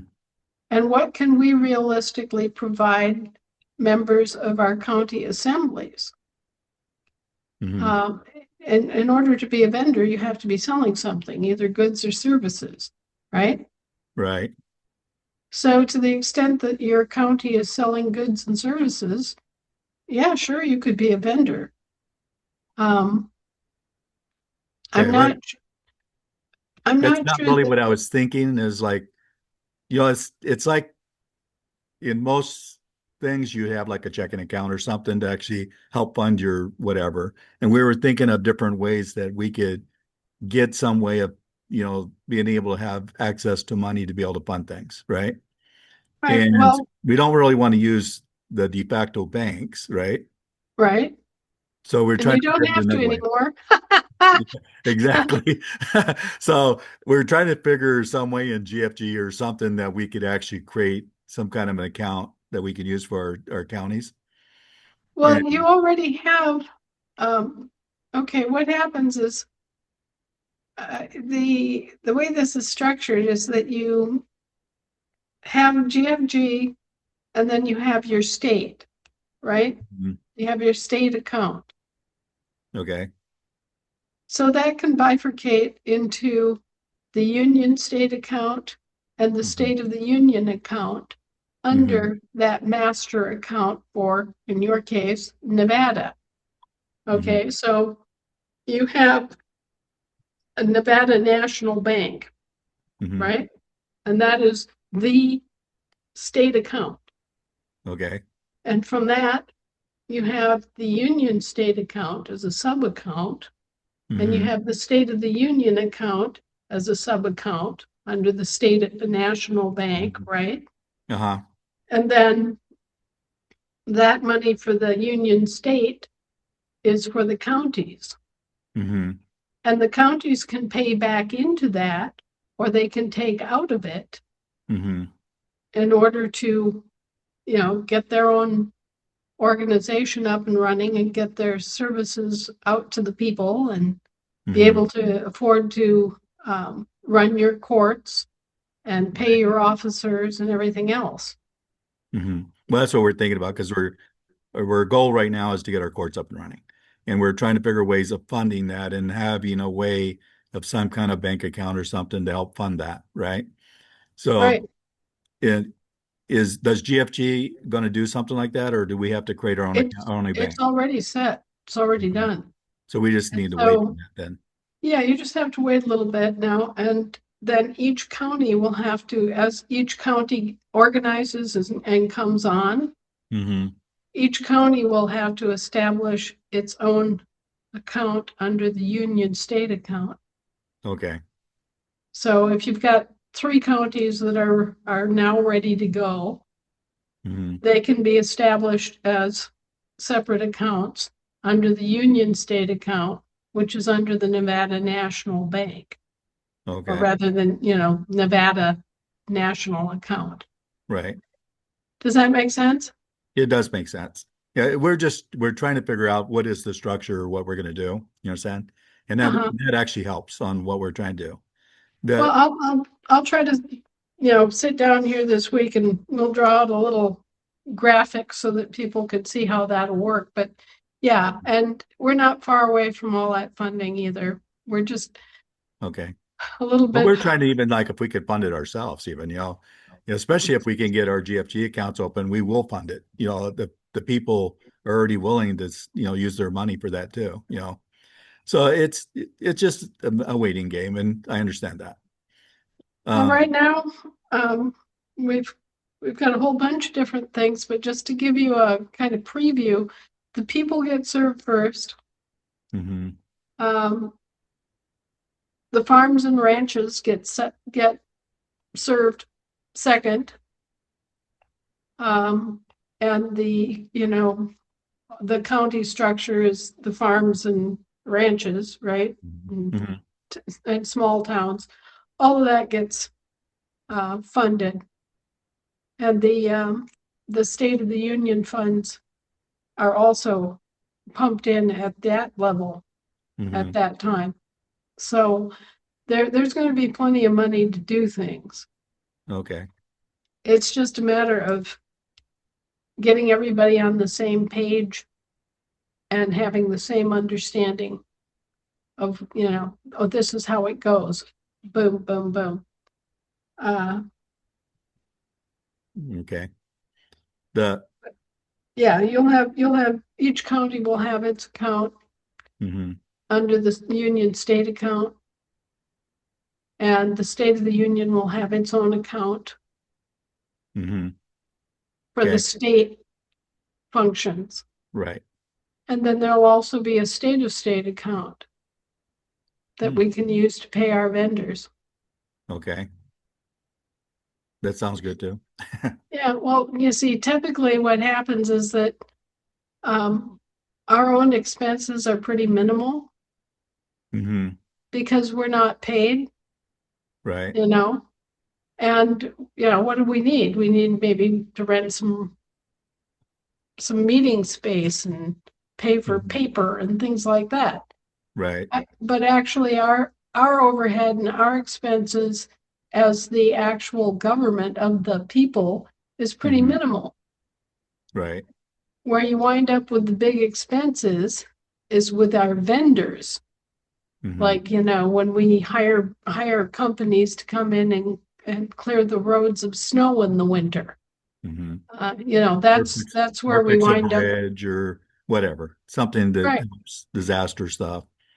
Right. Sure. Yeah. When we have expenses that are for materials, we have Hmm. expenses that are for services, Hmm. but they're at a county level or they're Right. at a state level. It's, Hmm. and so it's really the vendor accounts where we actually are paying our vendors to provide services or provide materials. That's where we really need significant amounts of money. Right. Otherwise, it's actually pretty simple and pretty low brow and Yeah, I small don't expect amounts. us to really need a lot. I mean, we're trying to do budgets and stuff like right now too to just see what we think we would need, to actually Mhm. run a government. Um, you know, just Right, just to run our courts, run whatever things that we need, right? right. You're going to need your county courts. You're going to need county level maintenance of roads. You're going to need county level um, utility uh, services. Hmm. But you can look at the existing services that the counties offer, right? Right. That'll give you kind of a baseline idea of what's traditional and customary for people to get at the county level. And then you can step back and ask yourselves, is there a better answer? You Right. know, can Oh we, yeah. are we better served doing this ourselves? Hmm. Are we better served doing this some other way? Right. Is this something we have to do at all? You Exactly. know, um, you've Because got there an is a lot of wasted opportunity, spending right now, so we can do it right? better without wasting it. You've got an opportunity now to review the government function at the county level Hmm. and ask yourselves those questions and really examine what you're getting or not getting from the county government that you want to keep or that you want to get rid of. Right. Use this precious time to be thinking about and investigating and researching those things at the county level. Hmm. And, the state assembly should be doing it at the state level, Right. what, state of the union level, I should say. Hmm. Just to make it clear that I'm talking about the state of the union now. Uh, Right. that's where we should be looking at what services does the state provide? And what state, what services do we want to keep? What services do we want to drop? Hmm. What services do we want to add? You know, and how are we providing these services? Is this the way we want to provide it, or is there some other way to do it? Right. Get creative about these things and ask these tough questions in advance so that, walking into it, you're not just stuck doing whatever has been done in the past without question. Hmm. That's one of the good things about getting everybody together, especially face to face, is because you get a lot of good questions and a lot of good things that you need to research. And these are some of them, right? And, Right, and we need to do it because we got to get ready for this. right. And, take a look at those budgets. Hmm. At the State of the Union level, everybody should be looking at the CAFRE accounts and Hmm. at the budgeted, the internal, the budgeted and the non-budgeted money that's flowing into their state of state coffers right now. Hmm. You know, and one of the places that we need to go is the Department of Revenue and to ask about the internally and externally managed accounts. Mm-hmm. Because what you're going to find is that at the state level, which is, we're talking about the State of the Union now, Mm-hmm. you're going to find that they've split and bifurcated the money flowing into the state in such a way that it's hidden. They've rat holed vast amounts of money in every single state of the union. And you're going to find that there's a budgeted amount that everybody knows about that is public. Mm-hmm. And that's what they argue about in the legislature every year. And there's a non-budgeted component that nobody ever sees. Mm-hmm. That non-budgeted component is organized so that some of it is actually managed by the Department of Revenue in each state. But the bulk of it is typically managed externally by some gigantic investment corporation. Mm-hmm. And when you combine this information with the CAFRE account, which is the Comprehensive Annual Financial Report, or what they are now just calling annual financial reports and breaking up into several different reports, okay? Mm-hmm. Mm-hmm. That shows you where the money really is. Right. And you're going to have to go through the combined annual financial reports because in order to get to a comprehensive understanding of how much money is coming into your state and your local government and all the rest of it, you're going to have to look at those annual financial reports for every county, every component of the state government. And you're going to have to get familiar with the Department of Revenue because all the revenue comes through the Department of Revenue, regardless of what the source is. Mm-hmm. Okay, so that's a lot of slogging. And Yeah, I created a budgeting or committee to actually look into this stuff. it I'll yields a actually lot of have, incredible information yourself. yeah. You know, so I there's every state of the union has to go through this, and the counties have their own budgets and their own sources of revenue. So Right. it has to be done on every county too. Exactly. Okay. So With it, because all of this has to do with our courts and whatever. One of the things is like our court papers, the image that's on the court papers, are those seals or just logos? well, a seal is usually denoted by its use. Uh-huh. Okay, so a seal is something that you would use in relationship to an office or officer that was doing something and then sealing it, like sealing wax. Uh-huh. Oh, okay. Okay, so a letterhead is a letterhead, a watermark is a watermark, Right. and a seal is a seal that's used to seal an action.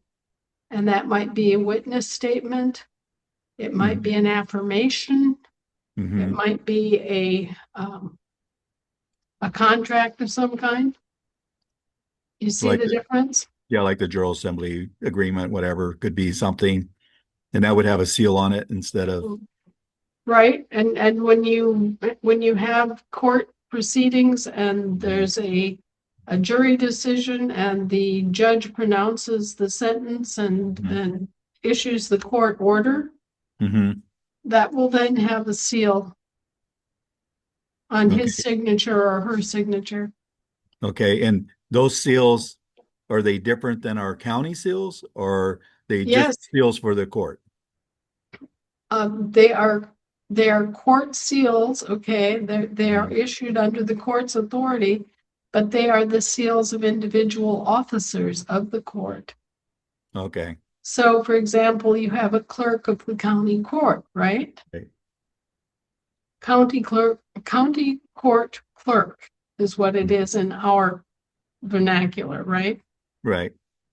So the county court clerk would have their own seal, Mm-hmm. and in that seal, they would either have a space for their name, Mm-hmm. or they would actually have, they would put the seal over their signature. Okay. And what I'm getting, what you're saying right now is like the recording secretaries have their seal that they put and they sign on. Is that what you're talking about? On that kind of seal? Or the You other can thing is do I'm it talking that about way. like I was talking more of like a letterhead, something at the beginning of the paper saying that this document is this court document, right? Right. The court can have its own letterhead. Okay. So that's a Okay. letterhead. Okay. And then the court has a court seal, which is a whole separate thing.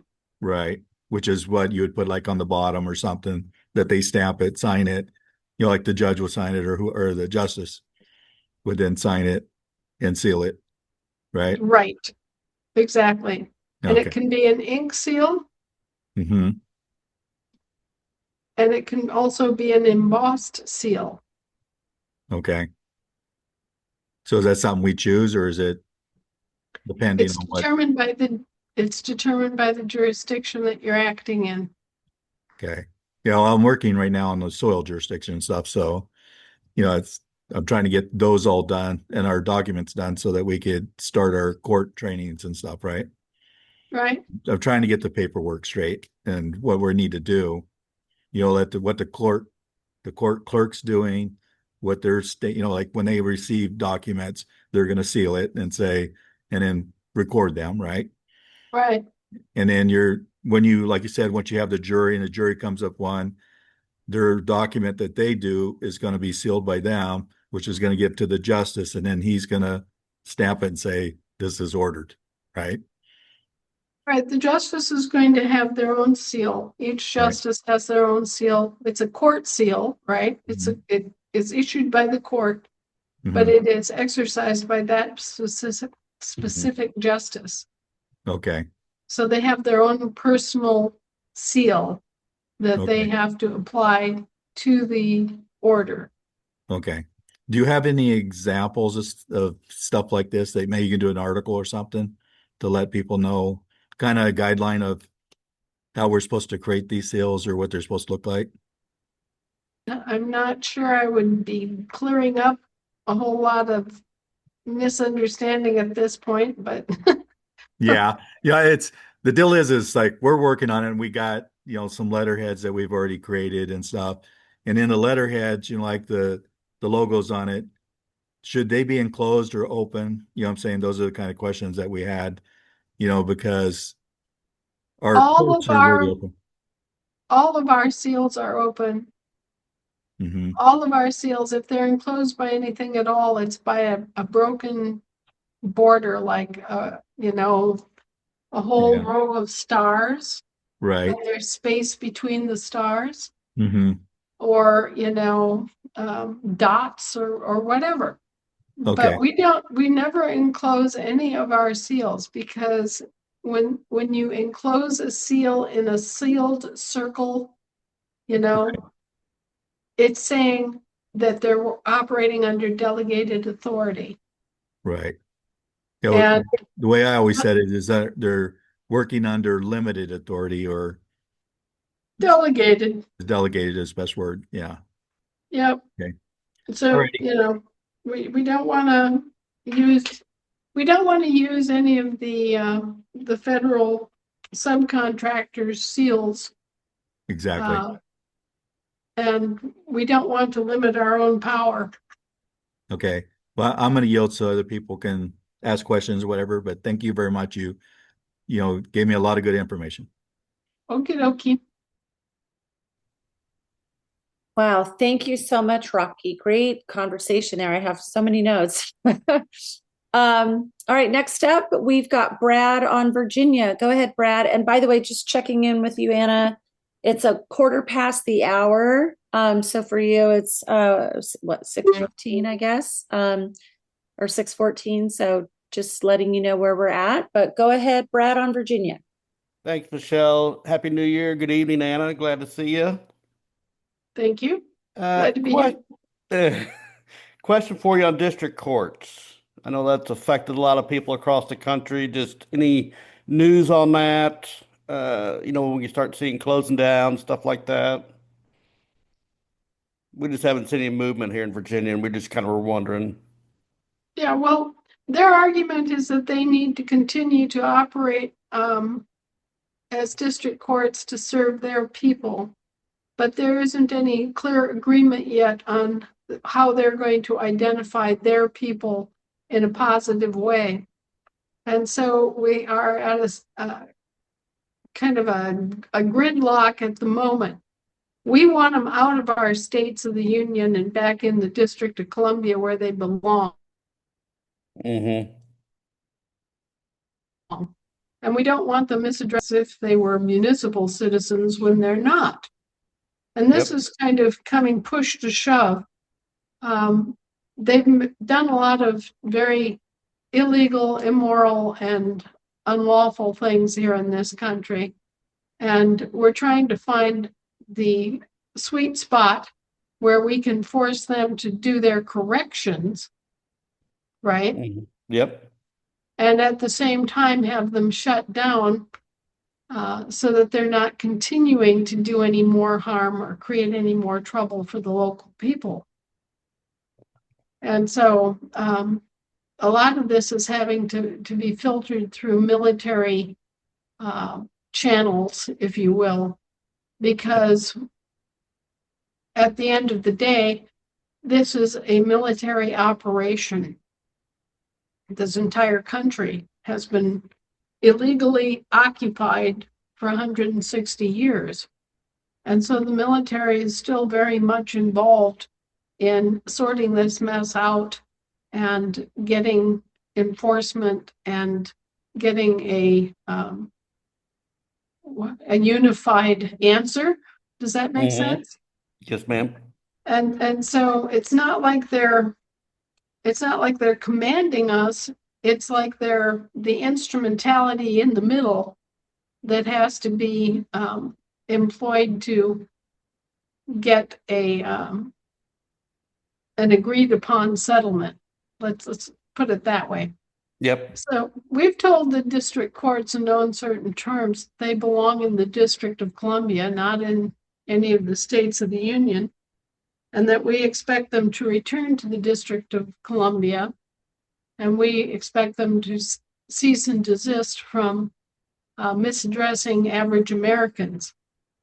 Now that's right flat on the table, ground zero. This is the people of this country telling them what to do.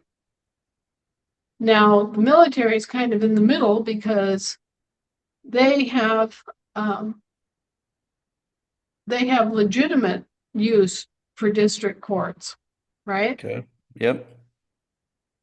And so they don't necessarily want to shut all the district courts down in all the states of the union because that then limits their ability to access those courts. Mm-hmm. Makes sense. And so we are in the throes of getting an agreement about how they're going to be shut down, stepped down, removed to the District of Columbia. And also then how the actual federal employees can continue to have access to district courts. But I pointed out that there are relatively few federal employees, and even if you include the dependents of actual federal employees, it's a relatively small number of people compared to the general population. Yep. So there's really no reason that they cannot have a district court hub in the District of Columbia that serves both municipal and territorial court functions for all 50 states. I mean, it would be a whopping big office complex, but there's no reason they can't do it. Right. And I think Thanks. that by making them go back to the District of Columbia, we achieve two things. We clearly delineate where federal jurisdiction begins and ends, and Mhm. we make it clear who it applies to. Yep. Yep, makes sense. Thank you. I appreciate that. We're working on it I know you're working hard and we all appreciate it. bit by bit. Awesome. Thank you, Brad. And next up, we have Denise. And Denise, I got a couple of messages letting me know that I skipped you, but on my view, it was Rocky, then Brad, then you. So You're all good. I don't think you skipped me. All good. Hi, Anna. Hi, everybody. Happy New Year to all the great coordinators out there. When do we get to meet Eric? We're hoping sooner than later. Our You new head kind of of state. broke up in the middle there. What I heard was, when do we? Oh, okay. Let me try that again. Do we get to meet Eric, our head of state, anytime soon? Watch out! I'll call him in here. All right. We're on for it. Yes. Okay. I know that. He's kind of a shy guy like his dad was, but yes, he will put his handsome face out here any minute. One of these days soon, we'll have a big spiel and introduce him, and he can say some words, and you can hear his voice. Fantastic. Well, thank you so much for that. And then I'm working with Emily on the CAFER account angle for counties to be funded. So I'm asking for direction from you. How should we approach funding for projects? Are we just funding ASNs, or is this also a philanthropic, mission-based loan, but could be forgiven if it meets milestones for anybody? How should we approach that? Well, it's a big nut. Yeah, well, it kind of depends on how your county is defending and defining its role, right? Okay. Mm-hmm. Like I said, you have to look at what services the counties are now providing. You have to determine whether you want to keep that service or not. You have to look at the cost of that service, and if the way that you're providing it is the best, most efficient way to do it. And you have to look at, frankly, whether you want to keep or get rid of some services, and whether or not there are additional services that you wish you could provide. Okay, so could an additional service be, and I'll give you an example, across the nation, a vast number of states and counties have had a loss of slaughterhouses, and that was to create a funnel for Cargill and other major manufacturers, corporations. So one of the projects that we'd like to fund is mobile slaughter or local slaughter, and bring that back as a government service, and then also give funds to people who are either growing hay or supporting, animals. And that could even be farm equipment. It could even be fencing materials, barn materials, etc. Or buying land to farm. Right. There are lots of different ways that, each county is going to be different. But there are a lot of things that can be done in support of local industry and local, baseline economic sectors that you can bring in under the county and use the county's regulatory authority, if you will, to make sure that, for example, slaughterhouses are humane and kept clean. But otherwise, are under complete private management. having commercial kitchens. Yes. In many parts of the country, it would be very, very advantageous at a county level if you had competent commercial kitchens available. Not only that, producers could produce local products in those kitchens, Right. but Buy also, local, farm local. yeah, right. But also so that groups can come in and do food preservation for the whole group. That sort of thing is very, very good for community involvement. It acts as sort of an incubator for small businesses because Yes. you start out making your homemade barbecue sauce in a commercial kitchen that you rent for 2 days a week, right? And you build up your business and you get to a point where you can have your own commercial kitchen. Absolutely. So one of those projects doesn't include an inland port. So the inland ports, again, there has been across the nation a vast amount of regulatory, I'll call it nullification of moving goods and services unless you were part of the big 50 corporations, etc. So inland ports in the form of airports, train, etc. And particularly again for moving cattle, trucking to move cattle. So would the I guess the building of an inland port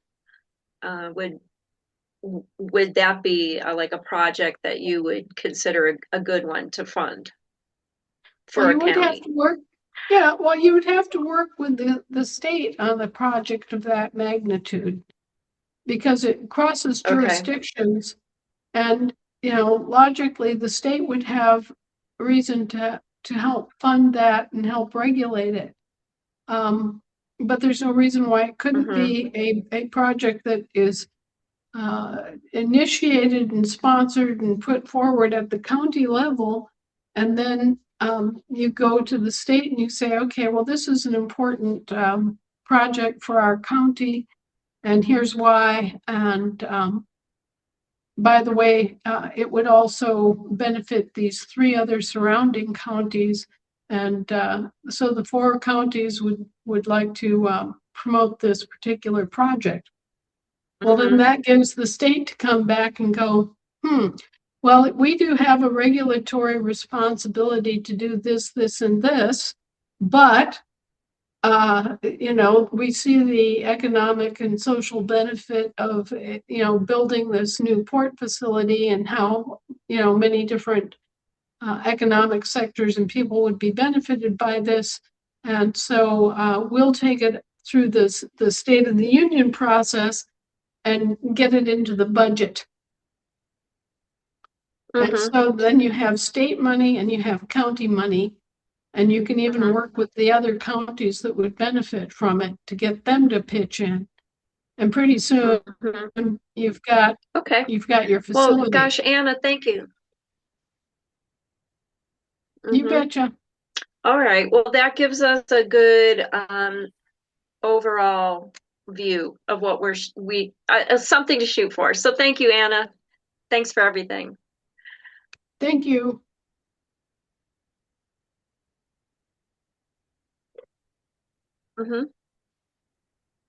Sorry about that. I was muted. Thank you. You were.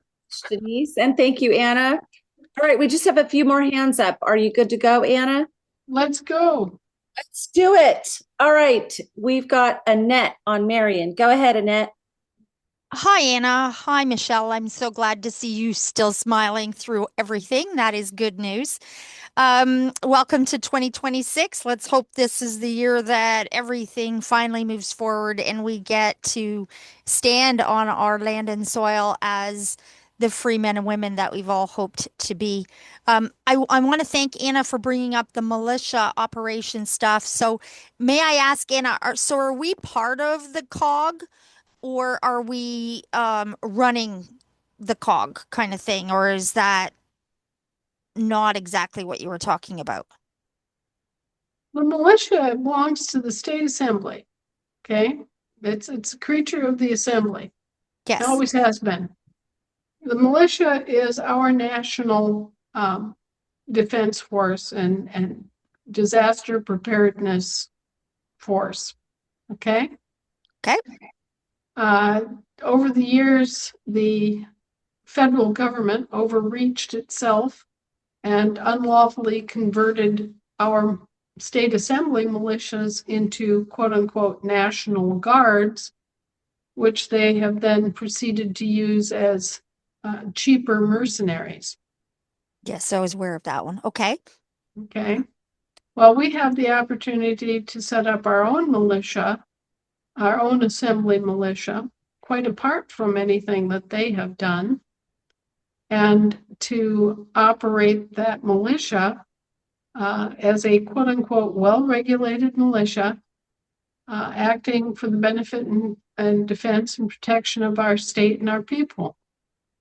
Okay. Will Paul Pappas be starting up meetings for the entire country, or are we doing it on a union state, or are we doing it on a county? I mean, our counties got together over the holiday, had a beautiful meeting. Things were very productive, but we all seem to be lacking that higher up uh, organization. So is that already being prepared for us? Well, the militia at the county level is a member of the militia of the state as a whole. Yes. Yes, right? correct. Yes, correct. So if the state assembly is lagging behind and doesn't have something called a state militia director, they should have by now, We do. or a state militia commander, or whatever word you're going to use. Then the counties are progressing under sort of the caretaking of the state, if that makes Okay. any sense.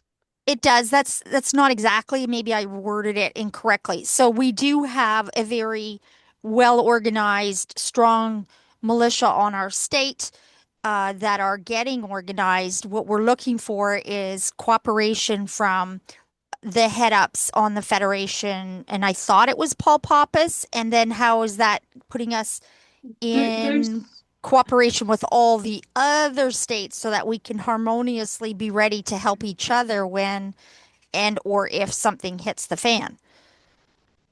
Well, there are certain things that are already in place within our structure and within our customs that allow us to work together on any kind of mutual defense basis through the Federation. Okay. Okay. Now, the Continental Marshals are a separate entity, a separate group, right? Okay. That specializes in international crime. So And that's so, that's the CMS. Sorry for yes, interrupting. Okay, perfect. All right. yes. And so what they're looking at are crimes like interstate trafficking of people and regulated substances, drugs, contraband of all kinds, stolen goods. Also looking at white collar crimes like counterfeiting, interstate bank fraud, just a variety of different things that happen across state borders. Okay. Okay. The reason I ask that is it's kind of touching on what some other people are asking. So for the Federation, are we going to get like a list of who each person is now and what their position is, and so that we can all interact and feel that we're very organized? Because I mean, you look at what's going on in the world right now, especially like with Venezuela and hopefully soon Cuba. I'd like to know that we are preparing to step into that position, that we can literally control any of the unlawful stuff going on for the men and women on this great country sooner than later. Understood.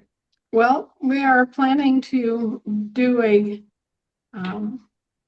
an affirmation ceremony for everybody that will be, a video event where Paul is officially affirmed as the chief marshal. And then each one of the area marshals will be doing their affirmations as, they'll be on video doing their affirmations and receiving their commissions. So we're doing that. And I know that there's been a lot of misunderstanding about what the PKTF is and what it does.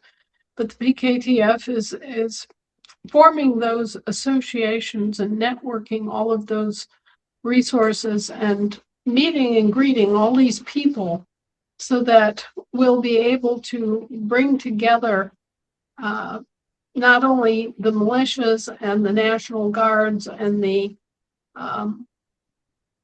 peacekeeping and law enforcement forces all together in one unified, simplified force to provide the protection and the safety net that our people deserve at both, the local, state, and national level. Nice. Yeah, I have great, give me peace of mind knowing that the PKTF is, or the Peacekeeping Task Force, for those that don't know what that is very organized and are an exemplary group of people doing so much to help bring all this together. And I thank you for bringing that up. I have another question that came up in our on our meeting, and that was there. And I know I don't want to go back to it all the time, but everybody's saying they never have not gotten anything in their accounts since July. Is there a reason why? There wasn't much of a reason to add distributions each month and spend time doing that when we were working on the actual computerized program and system where that can all be updated every month for everybody with the push of a button. Okay. All right. And All right. So that makes sense. You're continuing to accrue. It just isn't showing up there, but it will very quickly be populated. And the additional form of money that will be initially, well, I shouldn't say initially because we've already seen the AFD, but in addition to the AFD, you will also see the heritage dollar, which is the prepaid credit side of it. Excellent. Well, if I could, I'm very pleased to see in Florida, or on Florida, we now have a gold Harmony dollar that has come out, and I'm hoping that we're responsible for that. My question, of course, for that one is that are we don't someone said it takes Congress to make money, but if we're getting rid of their corrupt Congress anyways, are we the ones that, because we had brought up the word harmony many times, is that us that has created that new Harmony gold asset-backed dollar on Florida? Because I ordered some today. I'm not sure what's going on in Florida. I know that we have, it doesn't take Congress, it takes the states to create money. Okay. Okay. And that is one of the duties that was relegated to the Republic. But in the absence of the Republic, it reverts back to the Federation of States to issue money. Beautiful. So okay. We issued the AFD, and we have we've also created and approved the heritage dollar, which is prepaid credit. Okay. Okay. Those two are going to be a more or less permanent fixture. Okay. Now, the heritage dollar has been described as the Harmony dollar, but I'm not aware of any state issuing something called the Harmony dollar. Okay. Yeah, it's on the money lists today on Florida that we can purchase. In fact, I did put through the metals exchange, I did put a $2,000 order in today and it's hundreds and 50s and 20s and things like that. And it's called Harmony. So I was really super excited because you had talked about Harmony lots of times. I want to thank you for bringing up all of the information from the Creation Lightship.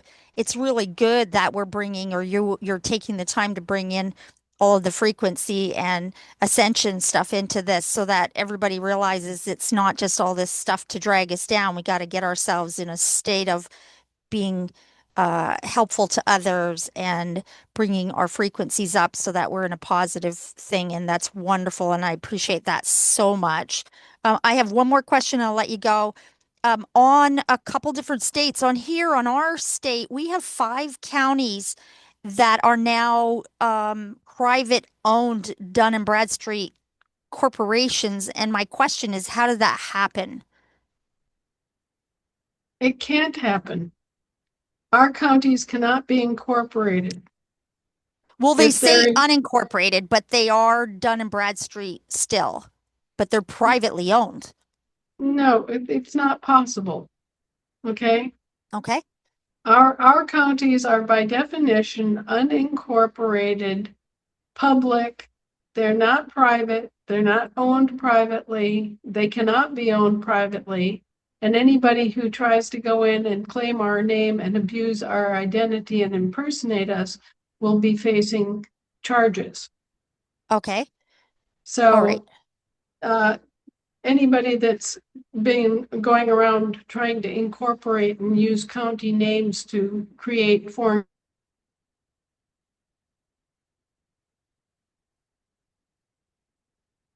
corporation.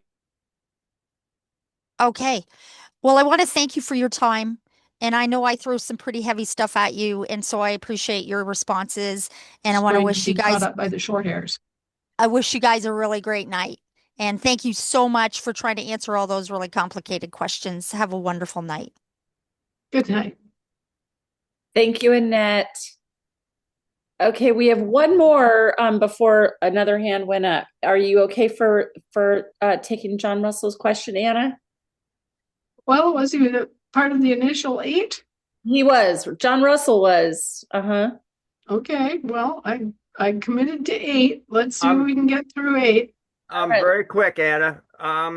We had 5 people just finish their course for the recording secretaries for our state here in South Carolina. Good. And we have sent an email to Terry Somm to get her to get them signed up with her, and we haven't heard back. So I just wanted to see if you could give her a kick in the butt to say, help South Carolina, because we don't have anybody right now that can do our paperwork for us. So we need to get that done. If that well, I'll give her a hug. I won't kick her in the butt. That'll She's work. working too hard. That'll work. Thank you very much. That's all I had tonight. All right. I'll And get Happy to her. New Year. Thank you. You too. Bye. Awesome. Thank you, John Russell. Well, Mike McGowan, your hand went up after the original 8. So I'll ask that you send me your question by email. And Anna, am I doing the right thing? Yes. I might, you can probably tell my voice and everything. I'm at the end of my day here.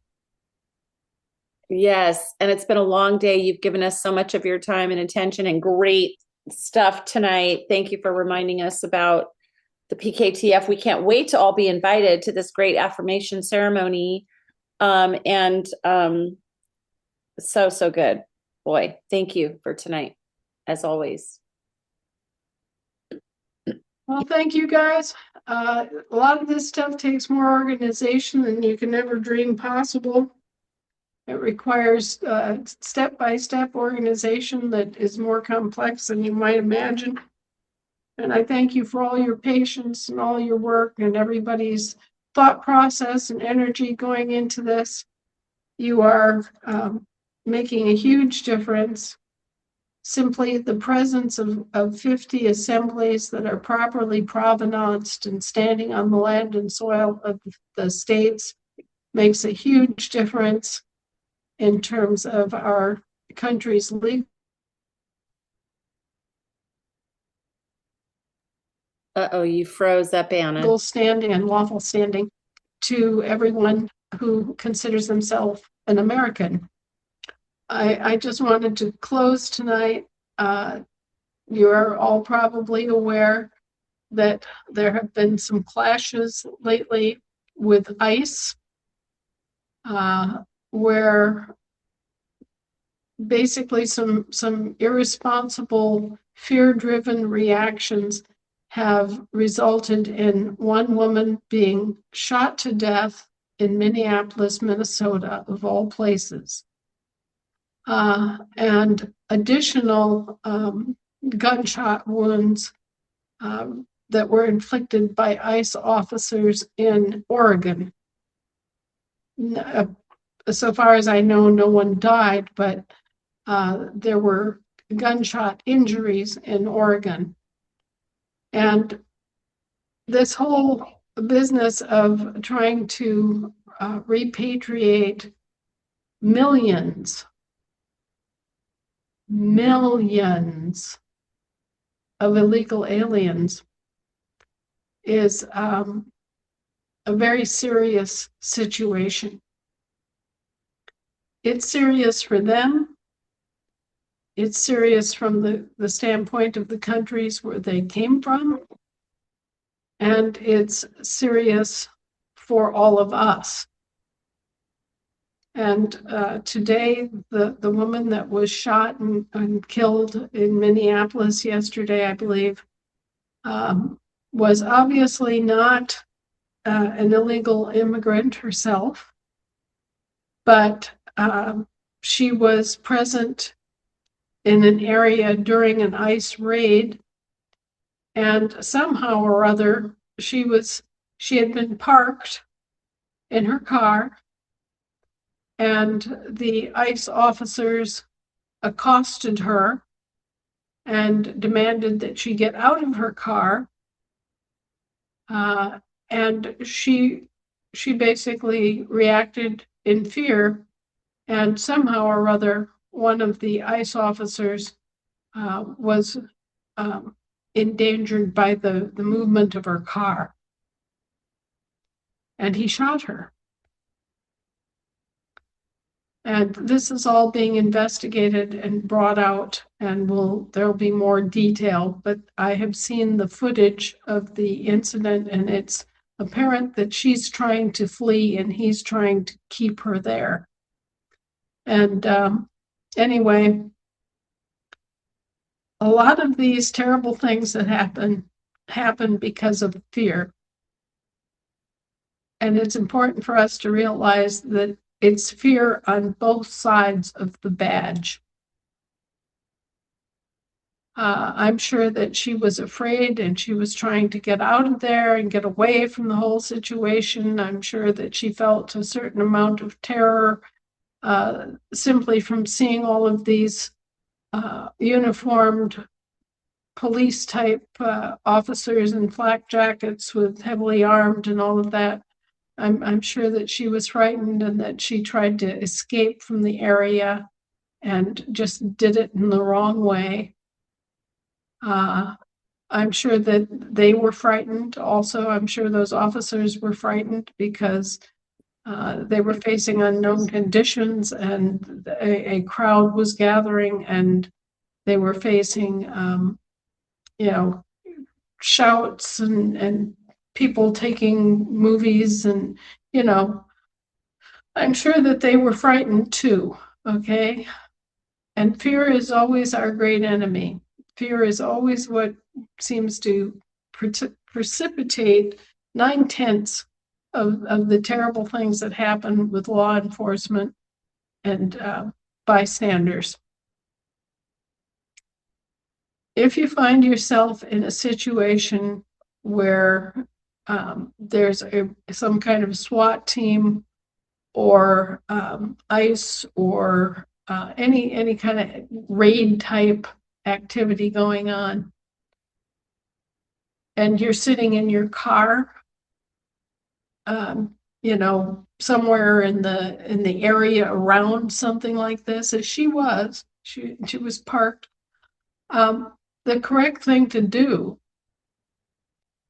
is to put your hands on the top of the steering wheel where they can be seen and leave them there.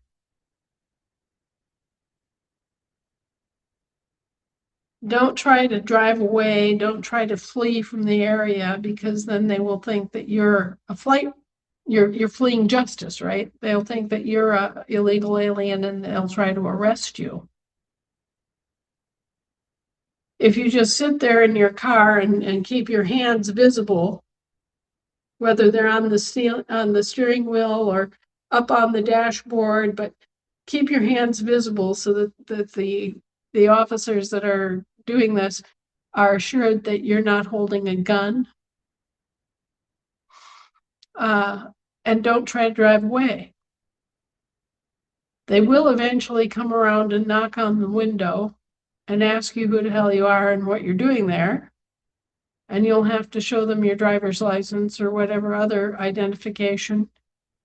And, it can all be resolved peacefully and without any threat to anybody.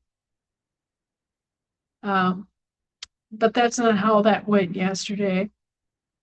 And perhaps nobody ever told her that she needed to have her hands up on the steering wheel and to stay in her car and out of the way. Otherwise, that could have all been avoided. And my heart goes out to her family tonight. And my heart goes out to the officer who shot her, because that's a very traumatic and horrible thing to have to do or feel that you have to do. And just a very regrettable circumstance. And I am hoping that everyone here tonight will pass on to their family what the correct procedure and response is. Do if you find yourself in that situation. Anyway, I hope that our country can be spared any more turmoil and drama, and that the whole process of bringing these people back home to their original country of origin can be accomplished with a lack of violence and with an appreciation of the fact that we need a better immigration system. We need a better policy in terms of administering immigration. And we certainly do need to be focused on, and this is strange, but on correcting the criminal misadministration that has taken place in so many countries, including our own, so that we have reduced violence in all these other countries, and the people who are born in places are happy to stay there and have jobs and have futures, have homes, have families, and are able to stay in their country of origin and enjoy their own culture and their own traditions, and not be forced to seek opportunities in a foreign land.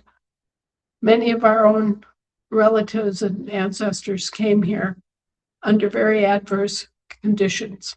They were forced out of their countries of origin for many reasons: war, famine, disease, lack of opportunity, grinding poverty. These are all reasons, along with religious persecution, that Americans came to America. And we continue to have sympathy with those who come here because they have nowhere else to go. Those who come here seeking a future. But I think the long game and the important thing for all of us on a planetary basis is to improve the living conditions and the opportunities that people have in their own native land so that they are able to stay and build and have happy, productive lives. So that's the bigger challenge. It's not just our immigration policy. It's not just the misadministration of immigration issues. It's the whole bigger picture of why is there such massive immigration to begin with? Well, we can stop the wars. We can refuse to fund the wars. Think about that. So we can stop the wars. We can do a lot towards stopping diseases and famines. There are many tools in our toolbox now that we didn't have 200 years ago that can be used for good instead of evil.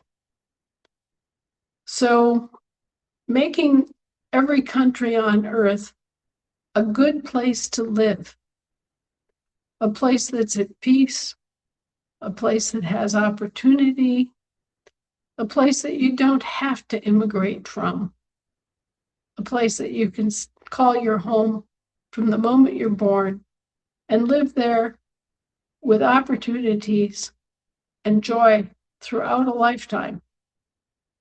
And I don't care what country you want to name, they all have great potential. They all have wonderful, vibrant cultures. They all have cuisines that are unique to them.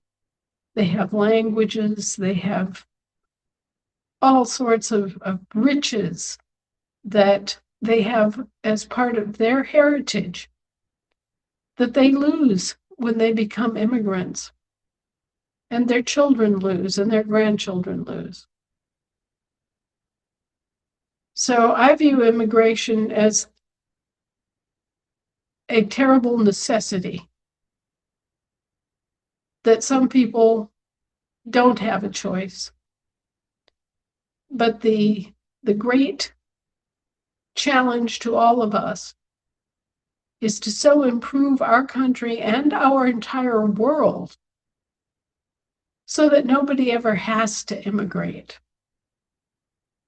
so that everybody has their place and their home and their language and their history and their heritage and their family and their greater family of their nation and is able to live in peace. So anyway, these are sobering topics. These are very stressful, very challenging times. Those of us who have an immigrant background still within memory, maybe it's time for the assemblies to have a special committee that is, devoted to international immigration and naturalization issues. Because if you stop and think about it, what we're doing ourselves is coming back into our country. It's an immigration and naturalization issue that we are returning home and have the right to return home. So we too are in a process that involves naturalization and immigration and recognition of our true birthright political status and our nationality. It's a huge issue for everybody right now, and it's not unique to the people that we've labeled as illegal aliens. It's a big issue for everybody worldwide. So we need to think about this. We need to study on the problem, if you will.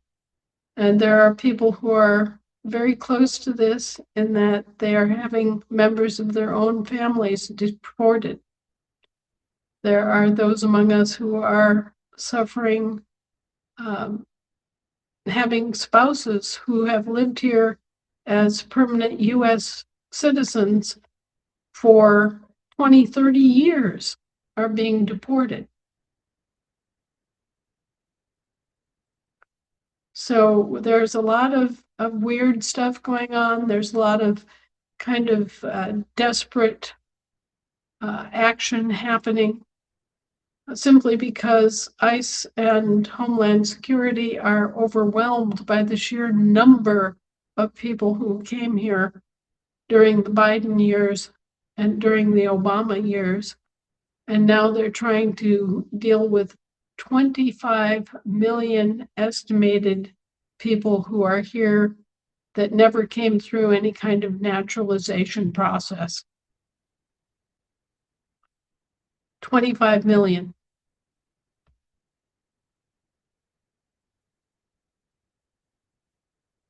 That's about 6 or 7% of the entire population. It's a huge number. It's the number of the entire population of all the federal, state, and county jails nationwide incarcerated. Okay, so it's a huge number. And I just want everybody to really realize what a huge problem it is and why these incidents with ICE are going to happen, because they cannot possibly uproot 25 million human beings and send them back to other countries without there being a great deal of upheaval and potential violence and all sorts of consequences is the word I'm looking for. Consequences that are a result of enforcing the law. And so I think that another thing that comes to mind as I'm sitting here tonight is that enforcement of the law has become a huge issue. Somewhere in the past, it became acceptable in some areas or some jurisdictions to not enforce the public law. And of course, a government is expected to enforce the public law, not the private law of a corporation. But for many years now, enforcing the public law has been viewed as discretionary instead of mandatory. If the prior administrations had honored their obligation to enforce the public law, none of this would be happening. And so there's another issue here. It's not just about immigration, it's about lack of enforcement for the public law in general, because immigration isn't the only area where the administrations have failed to enforce the public law, and it has resulted in grave harm not only to Americans, but to other people around the world who were innocent third parties too. So, as we're looking at immigration and naturalization and the whole issue of who's who and, where we belong and what we need to do, we also need to look at the whole issue of enforcing the public law. Enforcing the public law would have saved us the entire immigration crisis. Enforcing the public law would have saved millions of Americans from forced conscription and press ganging during the World Wars, Korea, Vietnam. All of that could have been avoided simply by enforcing the public law. It's been the public law that press ganging and forced conscription have been illegal for 200 years. And yet we suffered both during all of those conflicts. Not enforcing the public law has resulted in trillions of dollars being siphoned out of our country and out of our people who have been forced to pay foreign mortgages and foreign property taxes that they never owed. So this issue of enforcing the public law is a big issue, and it should not be discretionary. It should be mandatory for anybody who gets a paycheck from any public office or any public service organization nationwide. And so I'm just putting that out to you for your consideration and your thinking about the entire situation we have here with the forced deportation of so many people. And I hope that as we go forward, our state assemblies will stand ready to think about these issues, and that as we continue to force the application and enforcement of the public law, everybody understands why that's important. And the last thing I wanted to bring to everybody's attention is that our job of opening or restoring, I should say, the national capital at Philadelphia is continuing. And please spread the word. This is going to be a wonderful opportunity to bring renewal and restoration to the entire Philadelphia area, and to make a more clear-cut, I guess you would say, a physical demonstration of American history. It will no longer be a concealed or arcane fact that we have our national capital at Philadelphia and a federal capital in Washington, D.C. People will finally understand what that means. And by restoring our capital in Philadelphia, we also announce to the rest of the world that, hey, here's the American government. That's the United States government. They're supposed to be working for us under a contract system. Hello, here we are, the real Americans. This is very important. And I hope that everybody here tonight will spread the word and give some thought to that, because this is part of our heritage that we are reclaiming, bringing back into the spotlight, and setting before all Americans and before everyone worldwide that, hey, look, our national capital is in Philadelphia. And here we are, the long lost Americans. Okay, so good night, everybody. God bless. Go to your happy place. God bless you, Anna. Good night. Thank Happy you, New Year. Love Michelle. you. Thank you, everybody, for coming. Night, Good Michelle. You get Good night. Michelle. Thank you. God bless. God bless you.